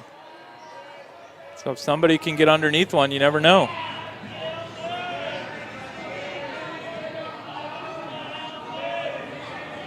Infield back, outfield in. Pitch is taken for a ball. You know, Dave, I've been having some fun with you, new school versus old school and some of the things that are being introduced to the game these days. As the pitch is a ground ball up the middle. Shortstop has it. Over to first. It's a wide throw, and the Generals have a base runner. Kiyakawa's got some speed. The shortstop thought he had to hurry that. Kind of short hopped the ball, made the throw quickly, pulled the first baseman off the bag, and Kiyakawa just ran by him. Spencer Goldman with the error to allow Kiyakawa to reach base. On the board, that's the first error. But I think you have to give an error to the pitcher, right. Elsner, on that previous inning. Runner goes, and it hit him. There's going to be no throw. He's hit by a pitch. Yeah, it's a dead ball. It hit the batter. So now Elsner. And Elsner doesn't think he hit him, or he doesn't think he tried to get out of the way, which is what, Yeah, he definitely had some words with the home plate umpire. And I think that's what the argument is that the batter pretty much made no attempt to get out of the way. This may be it for Elsner. I don't know. Now they're going to check in on Elsner. Both runners, timeout on the field, both runners and the first base coach head over to talk to Coach Matt Kobza. So it seems like 60 seconds ago we thought that was going to be a 1-2-3 inning for Elsner when I saw that bat off the ball of Kiyakawa, but then an error and the next pitch is a hit batter, and all of a sudden the Grand Generals have the go-ahead run at second base. Well, Elsner's not coming out of the game. He's staying in there. That was just a chance for Coach Watson to talk. Yeah, maybe to calm Elsner. him down a little bit. I think he was a little frustrated after that hit by pitch. Right. You don't want to get lose focus by getting in an argument. And Elsner was clearly upset the batter didn't try to get out of the way. And you have a dangerous hitter up at the plate. Lambden already has the lone run scored for the Generals. Maybe he can tack on an RBI. Big clutch hitter. Swing and a miss. They're going to throw behind the runner at second. It's close, but safe. And the Lincoln bench again, not very happy. Lightgeb running off the field. He thought he had him. I think it was the correct call, but it's certainly a close play at second base. Lightgeb thought he had him. It was going to be close, and head first slide. The runner out at second is Kiyakawa. We know he has some speed. Moran down at first. The pitch. Low and outside. They're going to throw behind again, but that one not quite as close. As Lightgeb's got a lot of, they got trust in him, letting him fire it down there. Because a ball that goes through is going to score a run. That could be trouble. So they are shifting quite a bit over to the left side for the right-handed batter. 3 infielders on the left side. Ground ball to that left side. Third baseman has it. He's going to go to the bag at third.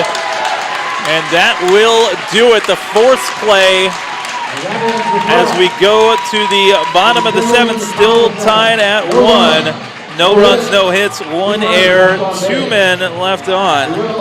You know, on a sharp hit ball like that, it's sometimes in that situation you lose focus on what you're supposed to do, not Parkell. He knew all I got to do is walk over there and tag that bag. Yeah, it's a foot race to the bag, and he was able to get there in plenty of time. So we head to the bottom of the 7th inning. It'll be the bottom part of the order due up for the Lincoln Cardinals. Mikey Riley, Garrett Van Doren, and Spencer Goldman. In a game that had been moving right along, a lot of controversy there in the top of the 7th. A little bit. You know, we talked about favorite players for a lot of these young men. Mm-hmm. You mentioned Ichiro and Ken Griffey Jr. Who's better? I think it's an argument. Maybe you don't. One guy that looked up to Ichiro that's almost returning to the big leagues, I'm certainly excited, not only as an Angel fan, but just a fan of baseball. Shohei Ohtani is going to be back, at least at the plate, in the very near future. Wow. I know him and Ichiro, there was a lot of pictures of them exchanging words when the Mariners and the Angels played early on this season. See, I love the Mariners, and I was a fan of Ichiro, but, you know, certainly he's not better than Ken Griffey Jr. Very different style of a player. And growing up a Reds fan, certainly he's not better than Pete Rose. I'm not going to argue that one. So I think a big factor is whether you factor in Ichiro's international stats or not. Right. Because he was obviously an incredible player before he got to the States. I don't overlook the fact that he was one of the best defensive players I ever saw. Oh, absolutely. All right, back to this game. Mikey Riley's hoping to maybe put one in the stands. No, it's a bouncer to the left side. 5-3 ground out, 1 pitch, 1 out. If you're Kenji Lambden, that's about as good as you can ask for. Lambden on the mound still. That batted ball, a 2-hopper down to Truman Fletcher at third, and he double pumped that time. He took one look, kind of squared clearly away towards first base, and made the throw right over for the putout. First pitch, a called strike to Garrett Van Doren. 0-1 the count.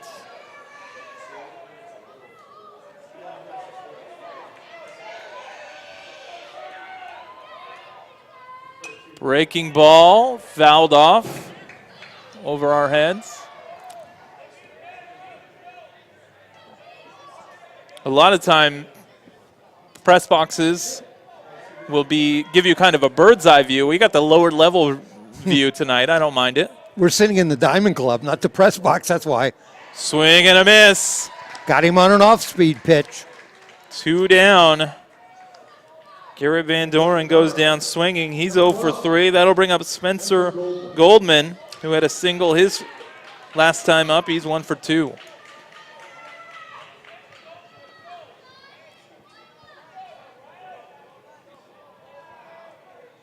First pitch to Goldman, misses just a tad high and outside.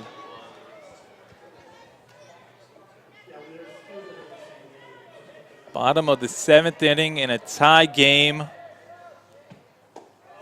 Misses up high again. The Grant Generals, who were winners yesterday against Lincoln, haven't lost since March 25th. 15 straight games. Remarkable. Here's a fly ball into center field.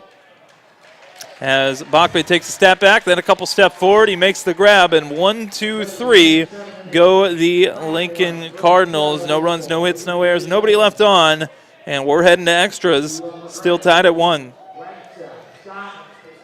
Extra innings. I haven't done an extra inning game since about this time last year when we did Wilson and Central Catholic, and that went 13. Yeah, we talked early on in the game about the quick pace of this one, and maybe they just said, heck, we're playing so fast, let's play some more. Still on the mound. Hour and a half we've been. Is Ivan Elster. So, hey, I'll tell you a batter who, when I was a kid, a player who I saw who was a great hitter and a Hall of Fame player. I think maybe he's in the top 10 and still on home runs all time. Died recently, Frank Robinson. I have a good Frank Robinson story. I was in the stands of an Angels-Nationals game when Frank Robinson was the manager of the Nationals. And Jose Guillen was on the Nationals, former Angel. He was an Angel the previous year and famously kind of got booted from the team while they were in a playoff stretch, and they were one of their better hitters. What?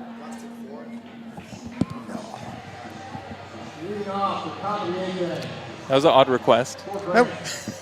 We're sitting down here. Our window is open in front of us, and a fan just came up and said, "Do you have a plastic fork?"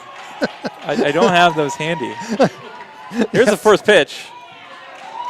Taken for a strike. I lost my train of thought. I was talking about Frank Robinson, but we'll get to that. There's action to be had. Elsner's still on the mound, so this is his 8th inning. Taken down low. It's Alex Wagstaff, the big left-handed first baseman. Has a couple of hits in the game and no activity in either bullpen. Ground ball snagged by Elster. Underhand to first. That's not such a, when I say no activity in either bullpen, most of these teams have players that play other positions that pitch. And so they're not down in the bullpen, they're out on the field, actually. And when they make a pitching change, they just switch positions.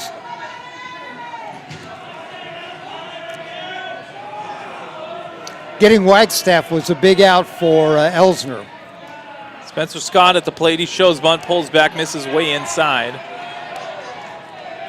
So at that game, there was a pitcher for the Angels, Brendan Downey, former reliever. And he came in to pitch. I don't know what inning it was, 7th or 8th, something like that. Close game. 1-0 pitch. Ground ball up the middle. That's going to get through for a base hit off the bat of Spencer Scott. Takes a big turn at first. And the go-ahead run is on base for the Grant Generals. That was the cleanup hitter, Scott, with a hard hit ball up the middle. He's down at first, and Siegel, who's got some power, now at the plate. Caden Siegel, a big guy, steps in. Righty-on-righty matchup. Runner being held on at first. So a big hole if he can poke it over to the right side. Hits it up the middle. That's going to get through. Station-to-station baseball here for the Grant Generals. Runners on first and second now. That was a sharply hit ball, so there wasn't time for Scott to get around the bag and head down to third. So runners on first and second with one out, and this brings to the plate Boone Rush. So Ivan Elster running into a little bit of trouble here. Now we're going to get a new base runner. That's number 12. And the Generals run for Siegel a lot. See, I heard the PA announcer that time. Courtesy runner. Okay. So now I know it's a courtesy. Take Kelly over at first.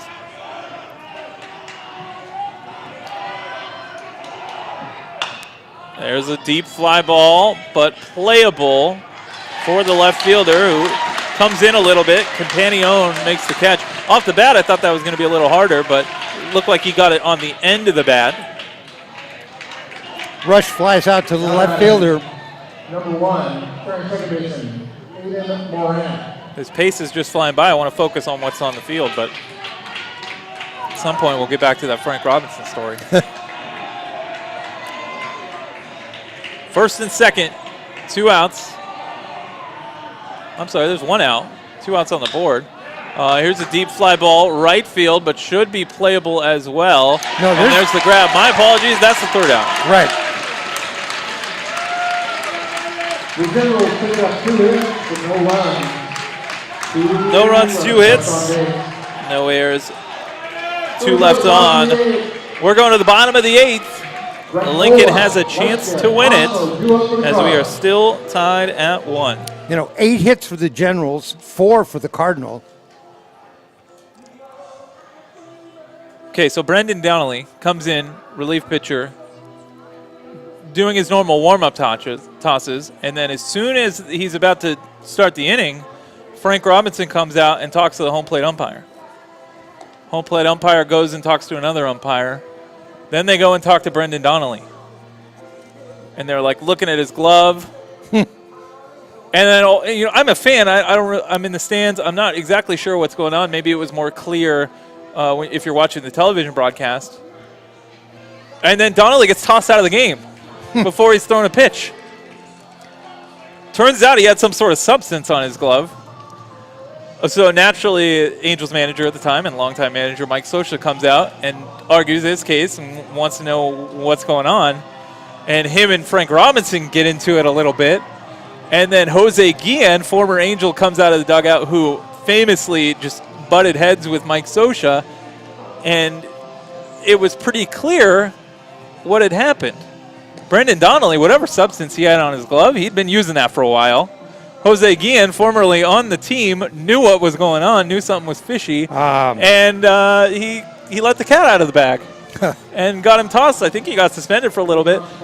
The bench is cleared. It's still the only Major League Baseball game, at least, that I've been to where the benches have cleared, and it was really something. And as a fan, I didn't have like the radio broadcast in the stands or anything. I didn't know what was going on. Swing and a miss on the breaking ball. Lambden in, so both pitchers have gone 8 innings.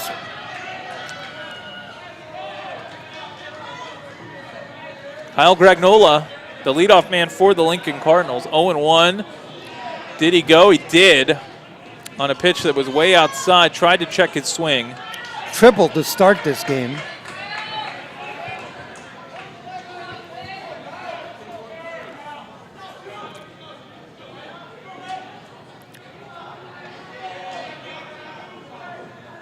Two pitch, misses inside. So Gragnola, the number 9 batter, 1 for 2 with a single. It was Lightgeb who led off with the triple. He's in the on-deck circle. That's right.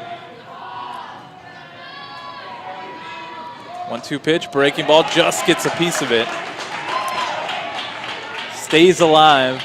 That 1-2 count.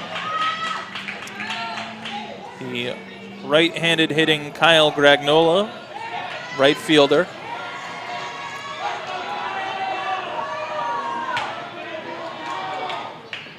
Misses outside. We are in extra innings, folks. It's the 8th inning, but only 7 regulation innings here at the high school level.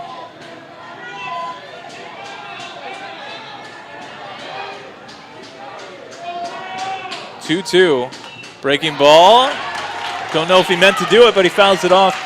He didn't mean to swing at that. Do you know what the longest baseball game you've ever called is, Dave? I do. 16 innings. I think, and it's somewhere in the scorebook. I could probably track it down. There's a ground ball to the left side to the third baseman. Takes his time, but does beat the runner on the 5-3 ground out to Gragnola. That's Truman Fletcher again over at third base, who's been outstanding defensively. Got a cannon for an arm. I'm pretty sure I did an 18-inning game one time. Wow. 2 games in one. Yeah, it was a doubleheader. I just didn't know it before we started. 1 down. Breaking ball hit in the air. Could be trouble, but running to his right and tracking it down is Boone Rush. Rush has played well in right field. Has covered everything. Covered ground near the line. Covered ground over towards center. Big out to get Lightgen. Nick Osmo up at the plate now with 2 down here in the bottom of the 8th inning. Still tied at 1. First pitch to him, taken for a called strike.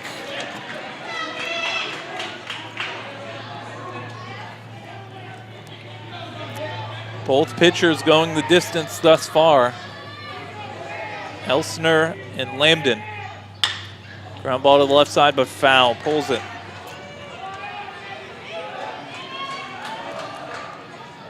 Oh, 0-2 count. 2 down.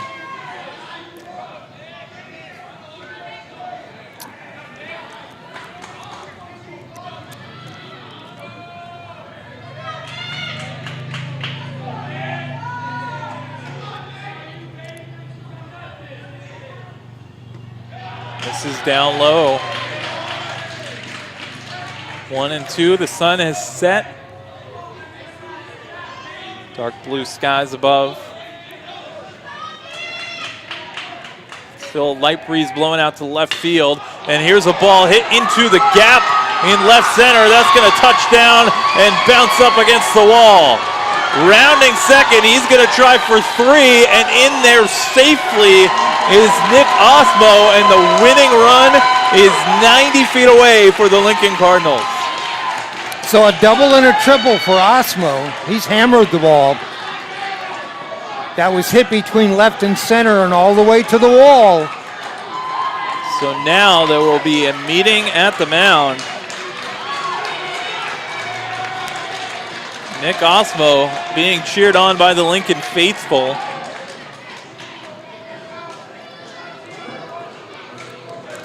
Two out, tie game, bottom of the 8th, 1-1. Osmo down at third. You have the entire infield meeting at the mound. Clearly will play the infield in.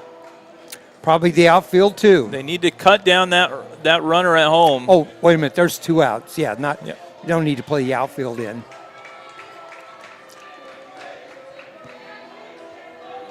So a big at-bat here for Brent Companion. Number 5, Brent Companion.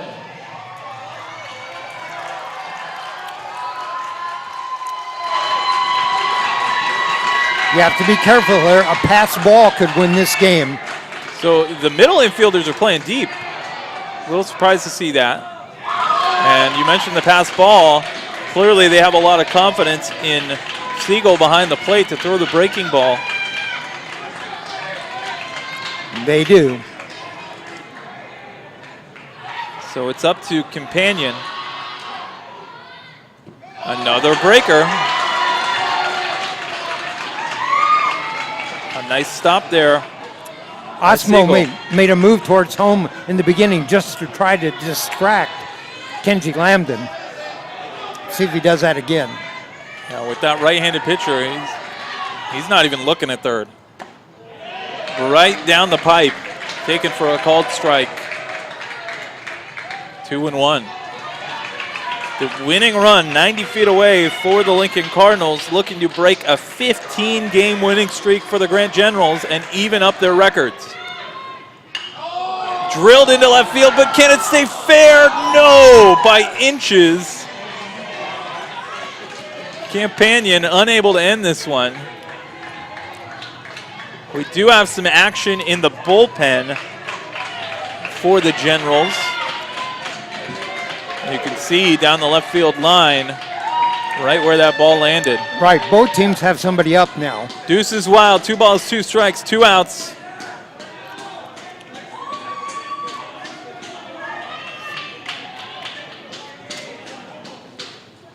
And way outside, and he just got a glove on that. If that rolls under the glove, the game is over. And it was trapped there between the ground and the edge of the glove. You don't know how close that came, and Siegel managed to get his glove down and trap that. Now a full count to Brent Companion. Breaking ball, he gets the bat on the ball, but should be a 1-3 ground out. It is, and we're going to play some more. How about a full regulation game, 9 innings? I believe both teams are going to change pitchers. Score after 8. Still tied at 1. So in the inning, nope, Elsner's headed back out to the mound. No runs, 1 hit, no errors, 1 man left on. I've already showed my ignorance with the high school level, but I have to imagine that a pitcher going this long is a rarity. It is. But I certainly can't blame head coach C.J. Watson for keeping Elster out there, given the success that he has had, and the importance of this game as far as the league standings are concerned. One thing we haven't done, we haven't been keeping a pitch count, so I don't know where either one of these pitchers are. I know the game went fast in the first 4 innings, and so maybe there wasn't a lot of pitches being thrown. Yeah, there has been a lot of early count outs, a lot of swinging at the first pitch. So like Dave mentioned, don't have an exact count. I would have to imagine that regardless of the result here, that this will be the final inning for Elster. I also assume that the starting pitcher for the Grant Generals, which of course was Kenji Lambden, I think his night is over, just based on the action we saw in the bullpen. Right, there's been a pitcher down there who's been throwing the last inning and throwing quite hard. So up at the plate to lead things off for the Grant Generals is Cooper Shaw, the number 8 batter in the lineup. He'll be followed by Kai Kiyokawa and the leadoff man, Will Bachman.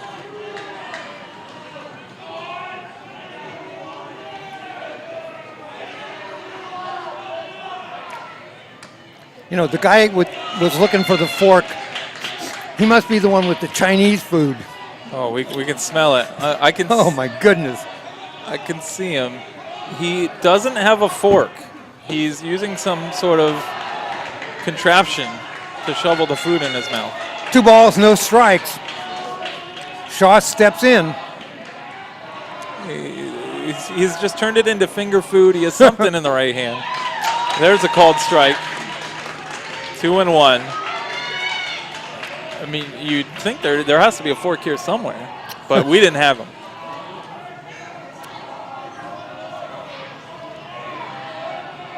Two and 1 pitch. Taken for a strike. Catches the outer half. You have to think if that catcher knew how to frame a pitch, he framed that one.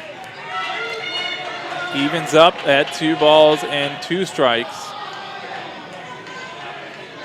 Nobody on. Shaw leading off the inning. Top of the 9th. Ground ball up the middle, but playing in perfect position is the second baseman. Low throw, and he is safe. Unable to glove it was Presley Cable. Well, let me ask you this. Did that ball hit second base? I don't believe so. Boy, if it didn't, it was so close. We don't have the benefit of a replay. They do score that as an error. That'll be an error on the second baseman, Garrett Van Doren, okay, allowing Cooper Shaw to reach. Now, Kiyokawa is a good bunter. Let's see if we're going to bunt that runner down to second, or at least try to. Runner being held on at first. Here's the pitch. They do show bunt, and they push it up the first base line. It's a very good one. And shovel to first, and they call him out. No, I'm sorry, he's safe. He's safe. He's safe at first. I thought that they were going to let that go foul. I think that would have been the right decision. Instead, they picked it up, and the pitcher had to make a really quick shovel down to first, and I don't think the first baseman was on the bag. I think that's why Kiyakawa was safe. Okay, yeah, my initial instinct was he was safe, and then I just managed to confuse myself. But here we are, runners on first and second, nobody out, and we're going to have a meeting at the mound. Timeout. Yeah, that was clearly unfortunate. My initial look at that was that ball was going to go foul. Yeah, and it's such a tough call for if you're Elster. Because Elster knows if it doesn't go foul, that runner's going to be safe. And at the last minute, he decided to pick it up and kind of shovel it to first. It drew the first baseman off the bag, and the runner was safe. Everybody was safe. Give Kiyakawa a lot of credit on that bunt. Obviously bunting as a sacrifice, but you had mentioned just before the pitch how good of a bunter he was, and he clearly has some speed, able to beat that one out. Well, the object is to make the first baseman play that ball in that situation. Absolutely. And the pitcher came over and played it. Yeah, it was hit so softly, I think if the first baseman goes out after it, they have no chance. Now runners at first and second. Elster on the mound. They show bunt again. He fouls it back.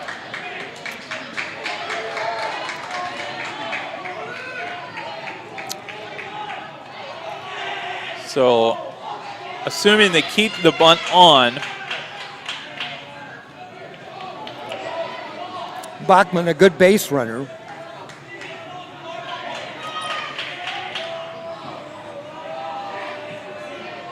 If it's bunted right out in front of the plate, as it is, no, it's bunted foul.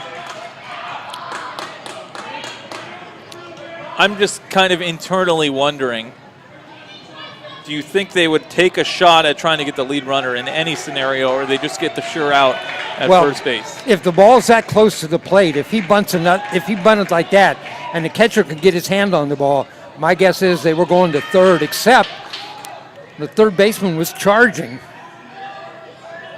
So 0-2, maybe they pull the bunt off with a 2-strike count now. No, they do not. He pulls it back. He takes a close pitch, but it's a ball. Well, he wasn't faking that time. He was going to bunt the ball if he could get his bat on it. 1 ball, 2 strikes. Runners at first and second. Tie game. Nobody out. Ninth inning, nobody out.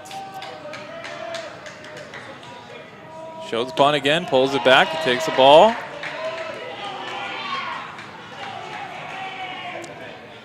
If I'm Elsner, I want to throw a pitch that maybe is just a little high, maybe the upper ends of the strike zone. So the batter pops that ball up in the air. Yeah, I think it's pretty clear at this point that Bachman's going to bunt here regardless of the count. So make it tough for him. He gets the bunt down, but he's out. He fouled it off on a 2-strike count. And the Grant Generals keeping the bunt on. And 3 times did Will Bachman make contact on the bunt attempt and fouled it off each time. Next up, number 19. Got to get that ball down in fair territory. Lambden can make the big difference in this game for himself. So looks like that might be it for Ivan Elster. Yep. And they do signal for our first pitching game of our first pitching change of the ball game, despite the fact that we're in extra innings. He wants a right-hander, I think. An excellent game from Ivan Elster as he gets some hugs and cheers from both his teammates and the crowd. What a performance by Ivan Elster. The senior pitches a great game. 8 innings, 1 run, 8 hits. I think it's 9 hits. Right, 9 Tallying hits. it up right now. Right, I forgot Kiyakawa's bunt. And 8 1/3. Runs still to be determined just because the 2 men on base are his responsibility. What do we got warming up here, Dave? 23, maybe? Can't quite get an eye on it.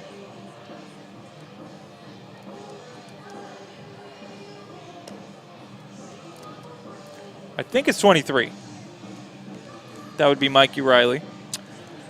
PA announcer just announced it. That's who he said, Riley.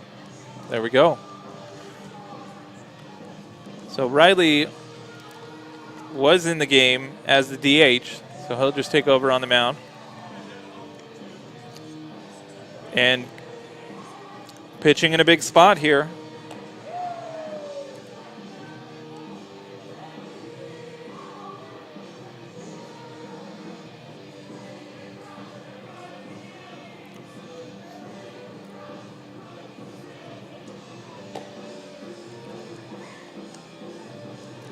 Riley, a right-hander, three-quarter delivery. And Lightgib will come out and talk to him before they face the first hitter. That's Lambden. So the book's still open on Elster, but 8 1/3, 9 hits, 1 walk, 3 strikeouts, and a hit batsman. So far, just 1 run allowed. And he's hoping that the relief pitcher can keep it that way. Now batting, Lambden. So Mikey Riley, the right-handed pitcher on the mound, the sophomore, taking over in relief and showed a bit of giddy up on that pitch as it's fouled off.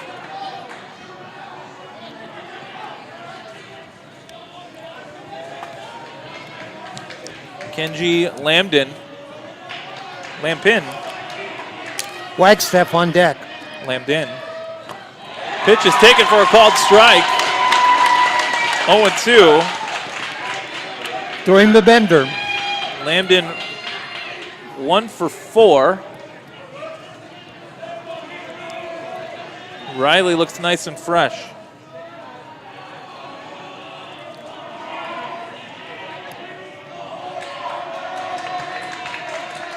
Kenji taking some practice hacks. Now ready to go. 0-2 runners at first and second. Just 1 out. Swing and a miss. Nice pitch there by Mikey Riley. Next up for Grant. Number 14, Alex Wagstaff. Alex Wagstaff coming to the plate. He has 2 hits in the game. 2 for 4 with an RBI.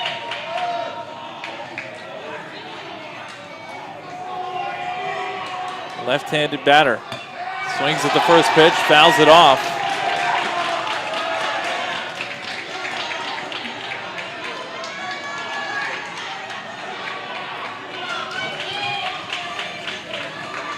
We are nearing the 2-hour mark of the ball game.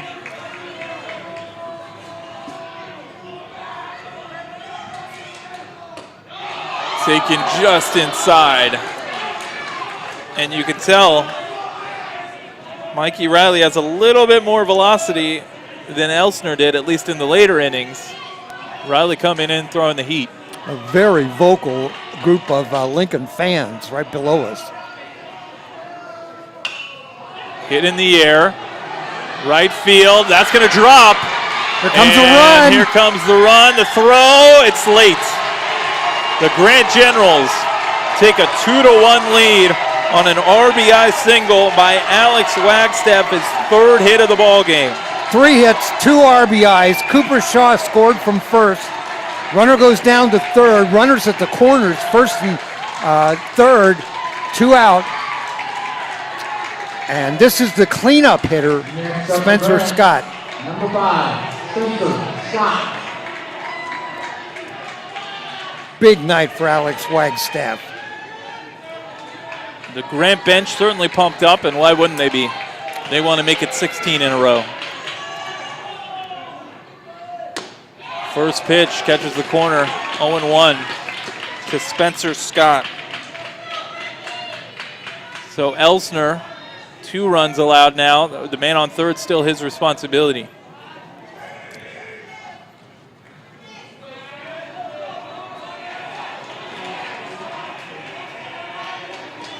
First and third, 2 down, but a run in for the Grant Generals to take the lead. Here's a ground ball that should end it. High bounce, they go to second for the force out, and that will indeed do it. They picked up 1 run on 2 hits. 1 run, 2 hits, Going to the 5 in the 9th. 1 error, And and 2 men left on base. 1 run, 10 hits for Grant now. 2 runs, 10 hits. 1 run, 5 hits for the Lincoln Cardinal. So that run that scored to take the lead, that was Cooper Shaw. Remember, he led off the inning reaching on an error. And you and I were so sure that Kenji Lambden was going to be done. He's not. Still out there. Wow. I think that run, speaking of Ivan Elster closing the books on him, 2 runs, but I believe, and we talk about baseball scoring and the idiosyncrasies, I believe that's an unearned run there in the 9th inning. Runner reached on an error, and then they got the new couple outs. So Kenji Lambden out there to finish what he started, and if he can do so, what a performance from that young man. Both him and Elster going toe-to-toe. And you go all the way back to the first inning. Remember, the 1 run that the Cardinals have scored was, of course, in that first inning, a triple and a double, and you thought the Lincoln offense might put something together in this one. They had a run after 2 batters. But now it's going to be up to the middle of the order to try to at least tie this one to extend the ball game into double-digit innings. We go to the bottom of the 9th, 2-1 in favor of the Grant Generals.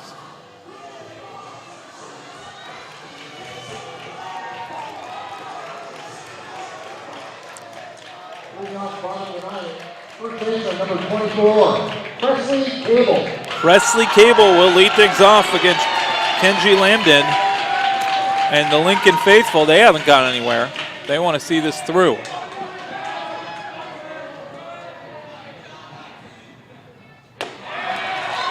Misses up high. And if you're Lincoln, you just want a base runner. Of course, you'd love to win it here in the bottom of the inning, but you want a base runner just to give yourself a chance. Hit up in the air. Foul ball. Catcher coming back. He's going to run out of room. Lincoln scored in the first. Grant scored in the 4th and the 9th. 2-1 currently the score. Lincoln has 3 outs to put a run on the board. Bottom of the 9th inning, Cable, Parkell, and Riley due up.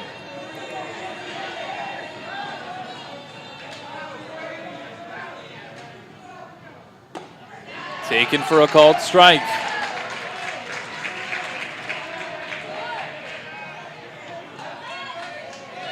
One and 2. I'm not striking out looking. I'm swinging.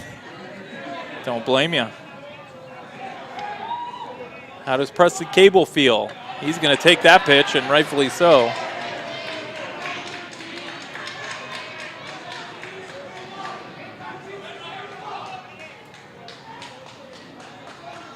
We've talked a lot about exciting big league players and Hall of Fame players.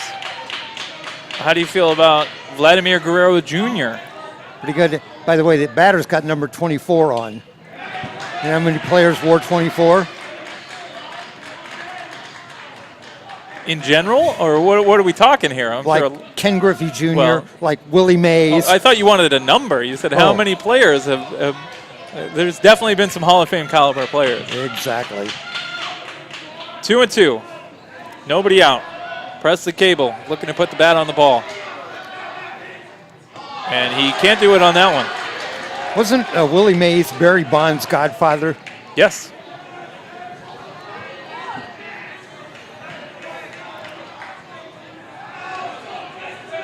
Sure was. Counts full. 3-2. Payoff pitch. Misses outside, and the whoa! Rung him up. I spoke too soon. Outside corner. I know that was the limits of the outside corner, but the umpire called it right off the bat. He didn't have to hesitate. Presty Cable strikes out looking. You know, just a few pitches before that, you said you don't want to strike out looking. You want to go down swinging. Exactly. I can't blame him for taking that pitch. I'll just leave it at that. There's the same pitch. Yeah, they're going to call it on the corner. He said, if you give me that pitch once, give it to me again, and the umpire did. As long as he's consistent, fine by me. 0-1. This is down low. Same pitch, but down low. 1-1. One down now. Hard hit ball down the right field line. That's a fair ball. That's going to be extra bases. Into the corner, up against the fence. He's rounding second and into third. And now, how do you feel about wishing that pitch wasn't a strike? Wow. Parkel with a stand-up triple. And the Lincoln Cardinals have the tying run 90 feet away. Is that the third triple of the game for... let's see. Second for the Cardinals, but I believe we've seen at least one for the Generals as well. Right, we have. We've had a lot of triples. So in this 3 game. triples.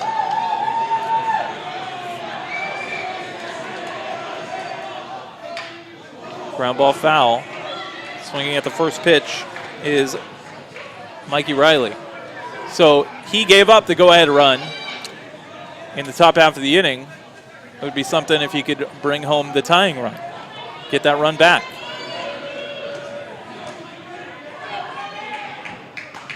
You know, everybody makes a big deal about Shohei Ohtani. These high school kids, they play both sides all the time.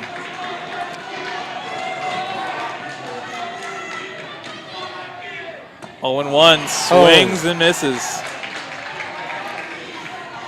All right, the last time that Lambman got in this situation, he started nibbling and ran the count full. Let's see if he comes back with a strike here. 0-2. Wow, there's that pitch from before. It's the same pitch. Mikey Riley flinched. He had swung and missed at the previous pitch, and it was just outside of the reach of his bat. Wow, what a pitch to take. 1-2. He gets a piece of this one. Runner stays put at third. And now he's coming home. They fire home. Slide. He's safe. Tie game. What a gutsy play by Miles Parkel. The pitcher, Kenji Lambden, looks him back, throws to first, and then he goes anyway. He is safe. It's a tie ball game. 2-2. Here in the bottom of the ninth. That was a very close call at the plate. The pitcher checked the runner. He just didn't check him long enough. Yeah, he had plenty of time. You're absolutely right. Wow, what a game we've had here tonight. Could be going double digits. Batter calls time. Garrett Van Doren. 2-2 now. Now we're having a conversation with the umpires and the coaching staff.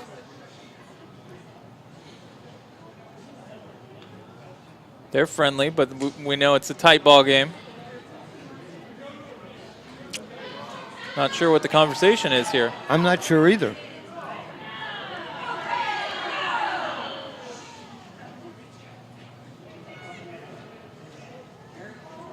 And you see the Grant coaching staff with the batter for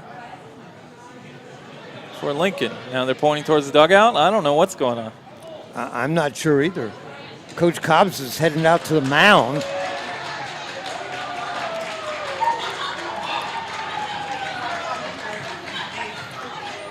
Well, they're not.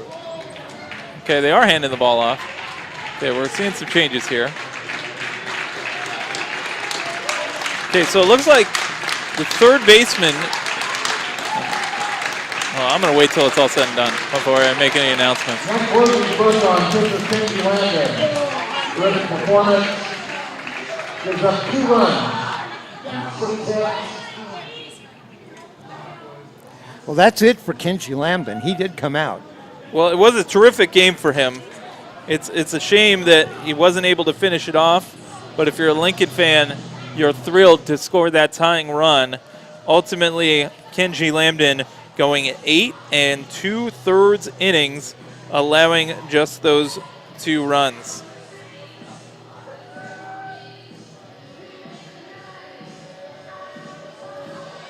Six hits given up by Lambden.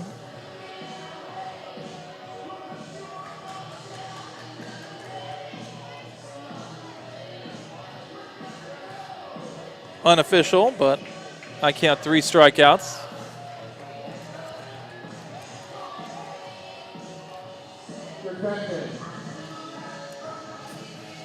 I think. Looks like Caden Patterson. No, I thought it was Gavin Kleier, but. You are absolutely right. I stand corrected. Gavin Kleier, I saw 16. It's 15. The lefty, who stands in at 6'2", just a sophomore. He has pitched in relief quite often for the Generals and been very effective, and he's got a great fastball.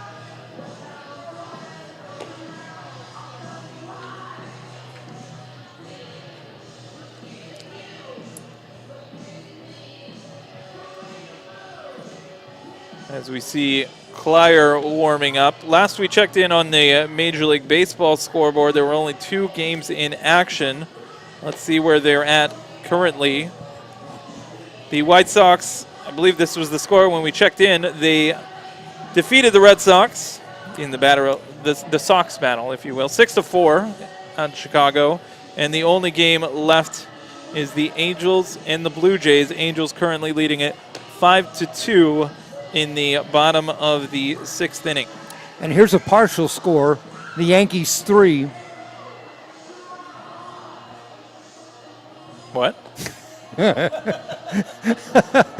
What did I say?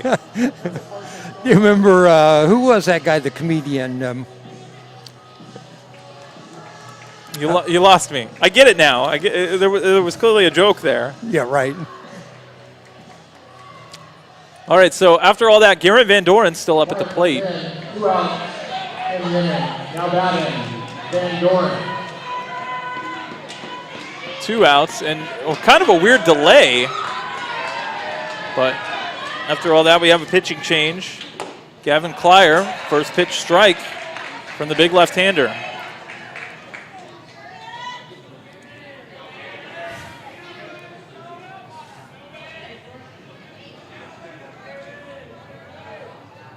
Well, 1 pitch. Sounded good off the bat, but into the glove of the third baseman, Truman Fletcher. And that'll do it. Let's play some more. We're going to the 10th after the 5-3 ground out. On the Parkville triple and the Riley sacrifice. 1 run, 1 hit. No errors. And nobody left on. We are going to extras. It is 2-2. We're already in extras. Let's play some more extras. Wow.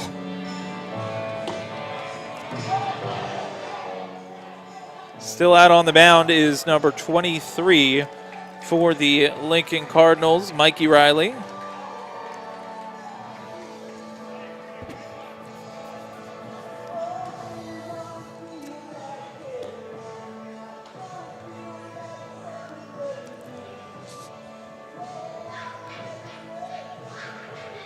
We've seen clear blue skies. We've seen the dark blue. Now we just have jet black in the sky.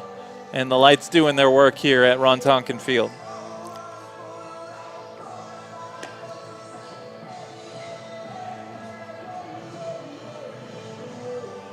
It'll be the middle of the order due up for the Grant Generals.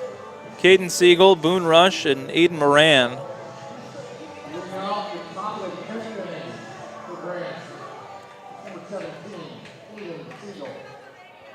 Siegel 1 for 4, a single his last time up.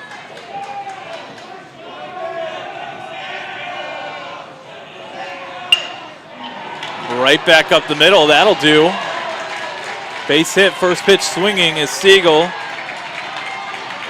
As he leads off the inning with a single. And just like that, Grant has the go-ahead run on base.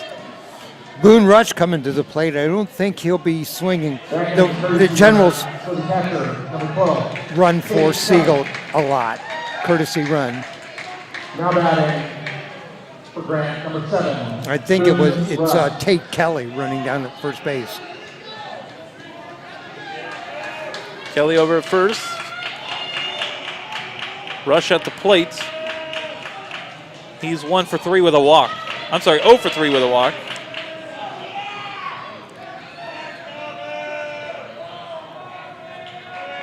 Still a solid crowd here.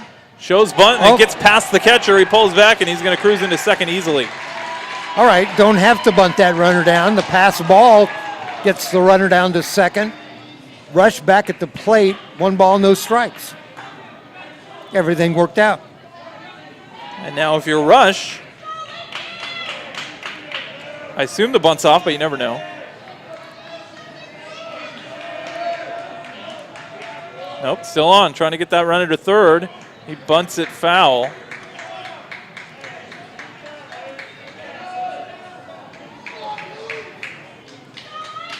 So just doing anything you can to get 1 more run across.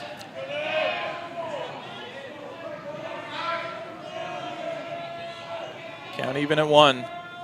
Shows bunt, he gets it down, and the runner does advance to third. And he's safe. He's safe at first base. He's trying to make his case. Everybody's trying to make their case.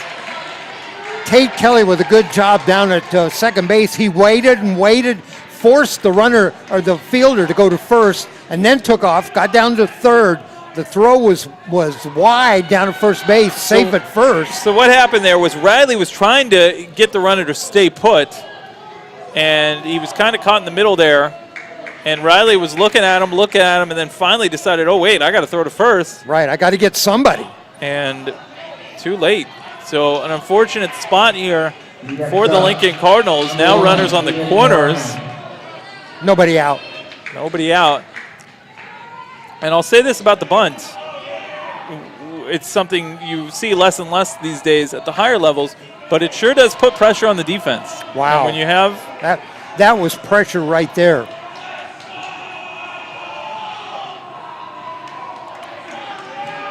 Aiden Moran at the plate.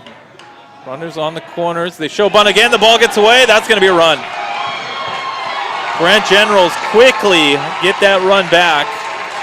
Now, there's a run, and that came on 2 wild pitches. It is 3-2. The Grand Generals lead it. Still nobody out. Now a runner in scoring position down at second. Lightgeb comes out and talks to the pitcher and tries to settle him down. Moran 1-0 the count. Runner down at second base. Nobody out. So a couple wild pitches. You saw the catcher Lightgeb have a brief conversation with his pitcher Mikey Riley trying to calm him down. They're just going to keep on bunting. They're going to go to first, but there's nobody there. Everybody's safe again. That time, quickly off the pitcher's mound, fielded the ball, looked down to first, there's nobody there. Both runners safe at the corners again, nobody out. And this will bring up Cooper Shaw. It's incredible that we have this excellent pitcher's duel through 9 innings, and then it's become the battle of the bunts. And you're right, Shane, the pressure from those 2 bunts has been so overwhelming. So runners on the corners yet again. Generals like to get an insurance run here, and they still don't have anybody out.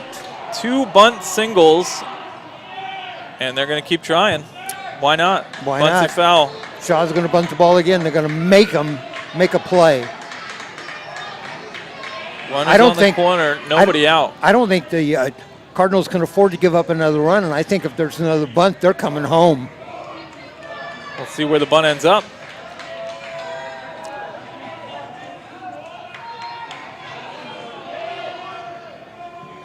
1-1 count.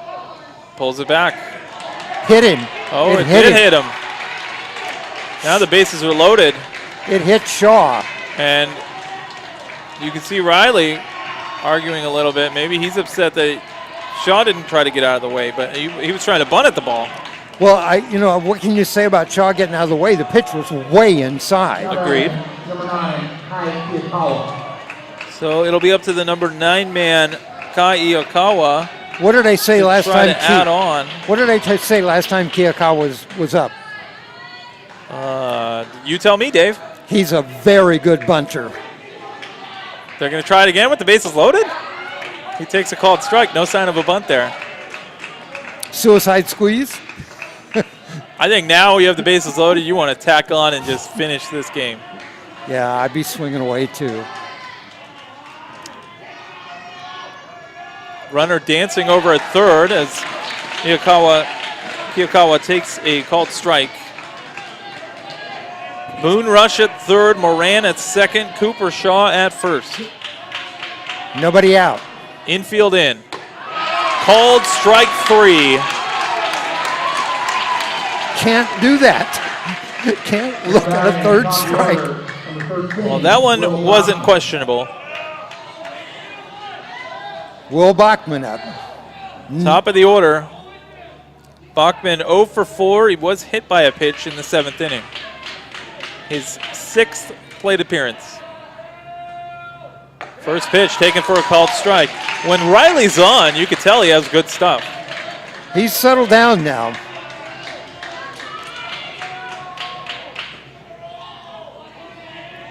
Infield stays in, taps foul, now ahead in the count, 0-2.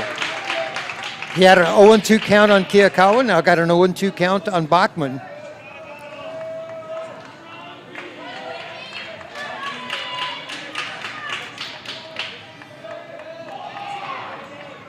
Oh-2 pitch, taken, Whoa. Misses low and inside. Whoa.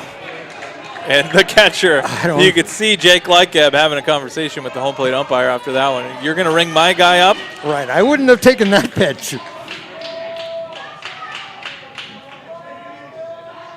1-2. And there's the same pitch.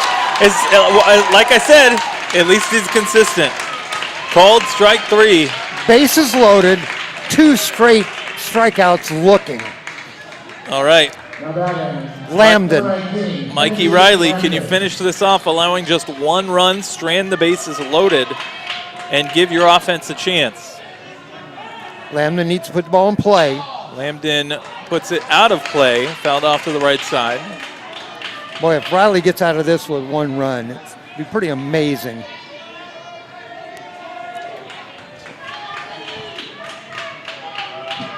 Two bunt singles in the inning.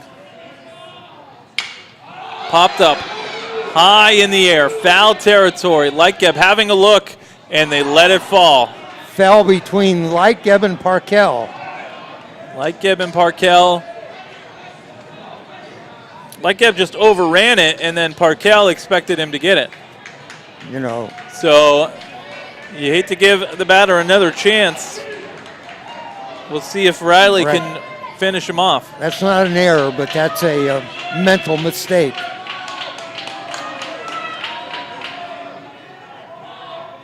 Oh-2 pitch, taken. Whoa. We've seen that called before. Maybe a little high, as Lightgeb has some words. The fans are very vocal. Can't blame them. I've learned some new words. 1 ball, 2 strikes. Breaking ball just gets a piece of it, stays alive. This is Kenji Lambden.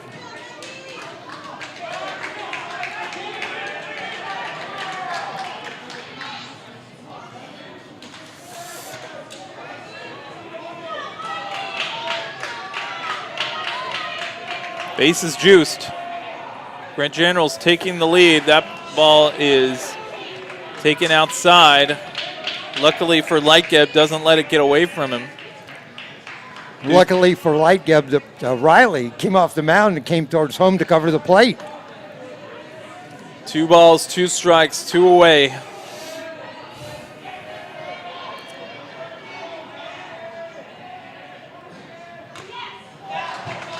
staying alive. Lambden hung in there and got a piece of the ball.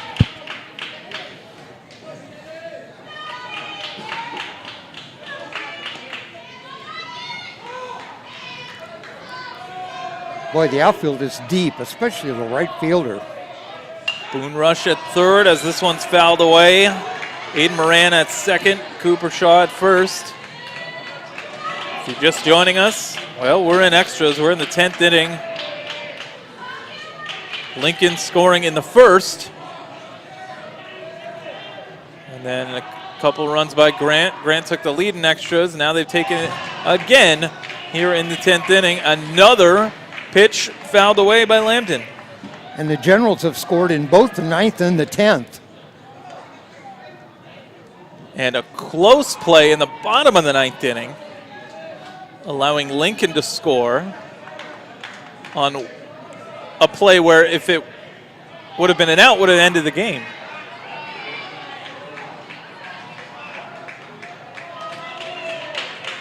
Two and two, the count remains. Misses way outside, and you can't afford to miss out there again.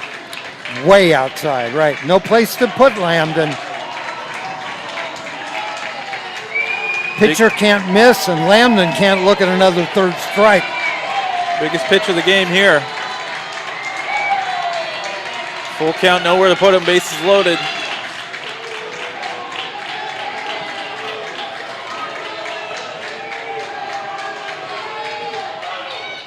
Swing and a miss!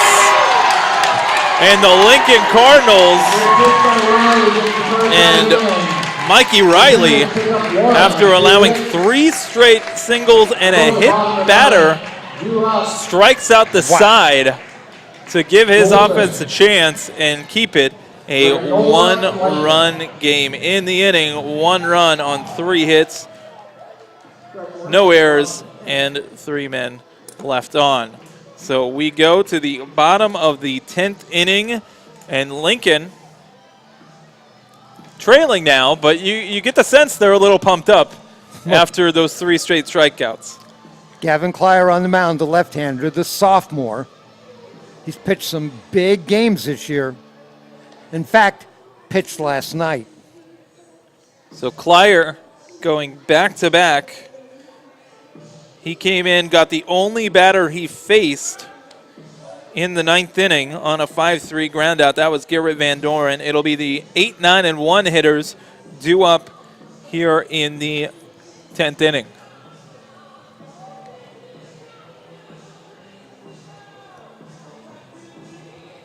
What a game we've had. Wow.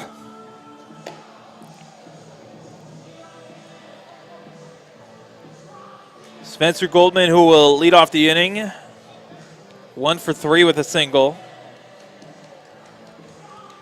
The Generals have gone through their order an extra time. Fewer base runners for the Lincoln Cardinals after the first 2 batters of the game got on. Right. The hits are 11-6, plus there's that hit batsman, a couple of walks. Yeah, it's definitely added up for the Generals. They've had their fair share of opportunities to add on. They do lead it now. Here's the first pitch. Fouled off to the right side. 0-1 the count to the shortstop, Spencer Goldman. Both shortstops named Spencer. Spencer Scott, Spencer Goldman. Swing and a miss. You're not going to believe this, Dave. Yesterday, I met a man named Michael Bernard. Now, that's not very notable, right? Nope. I have 2 middle names. They are Michael and Bernard, in that order. Oh. Ball hit the right field.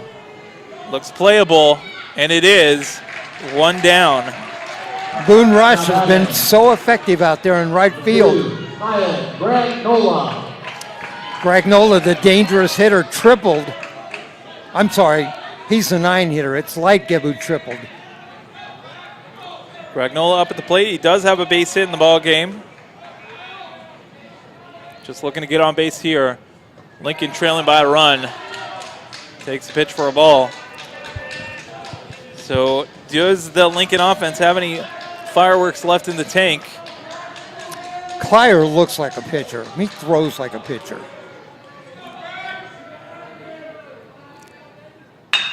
Ground ball to the left side, scoop and throw, and 2 down. And I can't get over how much I've raved about Truman Fletcher. Oh, I'm sorry. They made a change. That's Lambden down at third base. Yeah, Lambden in at third, and that's a tough play because it was kind of an in-between hop. Right, it was. 1 out away from this game being over. Those are tough to play, those in-between hops. So it's up to Jake Lightgeb at the plate. First pitch misses outside. Here's the dangerous hitter, Lightgeb and Osmo. Lightgeb would love to give Osmo a chance. Just get on base.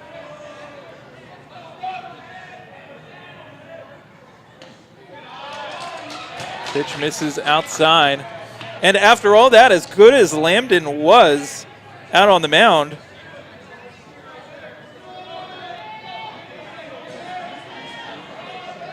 Gavin Kleier, who's out there, would be eligible for the win. Pitch misses up high. 3-0 the count. I think he's just being very careful with Lightgeb.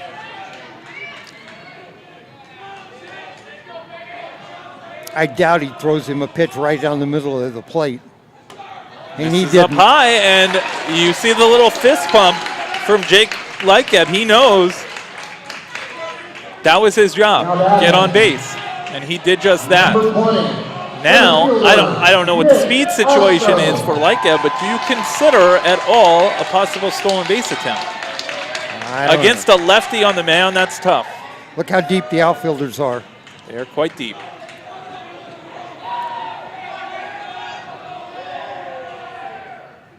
And it's hit deep, high, going back. Is the left fielder on the track at the wall. He makes the grab. And Grant is pumped up and rightfully so. What a, Osmo hit that ball to the wall. And Cooper Shaw goes back, catches it. This game is over. Generals win. It's about 350 out to that part of the ballpark. Down the line, it's 325. If you're Nick Osmo, you're thinking to yourself, man, talk about one more set in the gym next time. Talk about launch angles and exit velocity and all those things. He left it maybe a couple feet short. I'll tell you what, the Lincoln Cardinals, they may have lost this game 3-2, but, and I know they've lost 2 in a row to the Grand Generals. There's a lot of respect out there on the field as you see both teams meeting, but you know the Grand Generals, they're excited as they continue their winning streak. They are now 17-4, and they've won 16 in a row. And if they beat Madison next week, they will win the PIL, and Oregon Sports Beat will be there doing that game. That would be excellent. Once again, your final score here from Ron Tonkin Field, 3-2, the Grand Generals winners in extra innings. Gavin Kleier gets the win in relief for the Generals. Meanwhile, for the Lincoln Cardinals, after an impressive starting pitching performance by Ivan Elster, Mikey Riley comes in relief. He is the losing pitcher of the ball game. Play of the game, I think, has to go to the Grand Generals, well, player of the game, I should say, with 3 hits overall, is Alex Wagstaff. 3 singles. He had an RBI in the ball game, and really impressive performance from him. Wagstaff had 2 RBIs, 3 hits and 2 RBIs. You're absolutely right. So that's going to do it here from Ron Tonkin Field. Once again, that's Dave Hall. I'm Shane Downey. Your final score, the Grand Generals defeating the Lincoln Cardinals 3-2.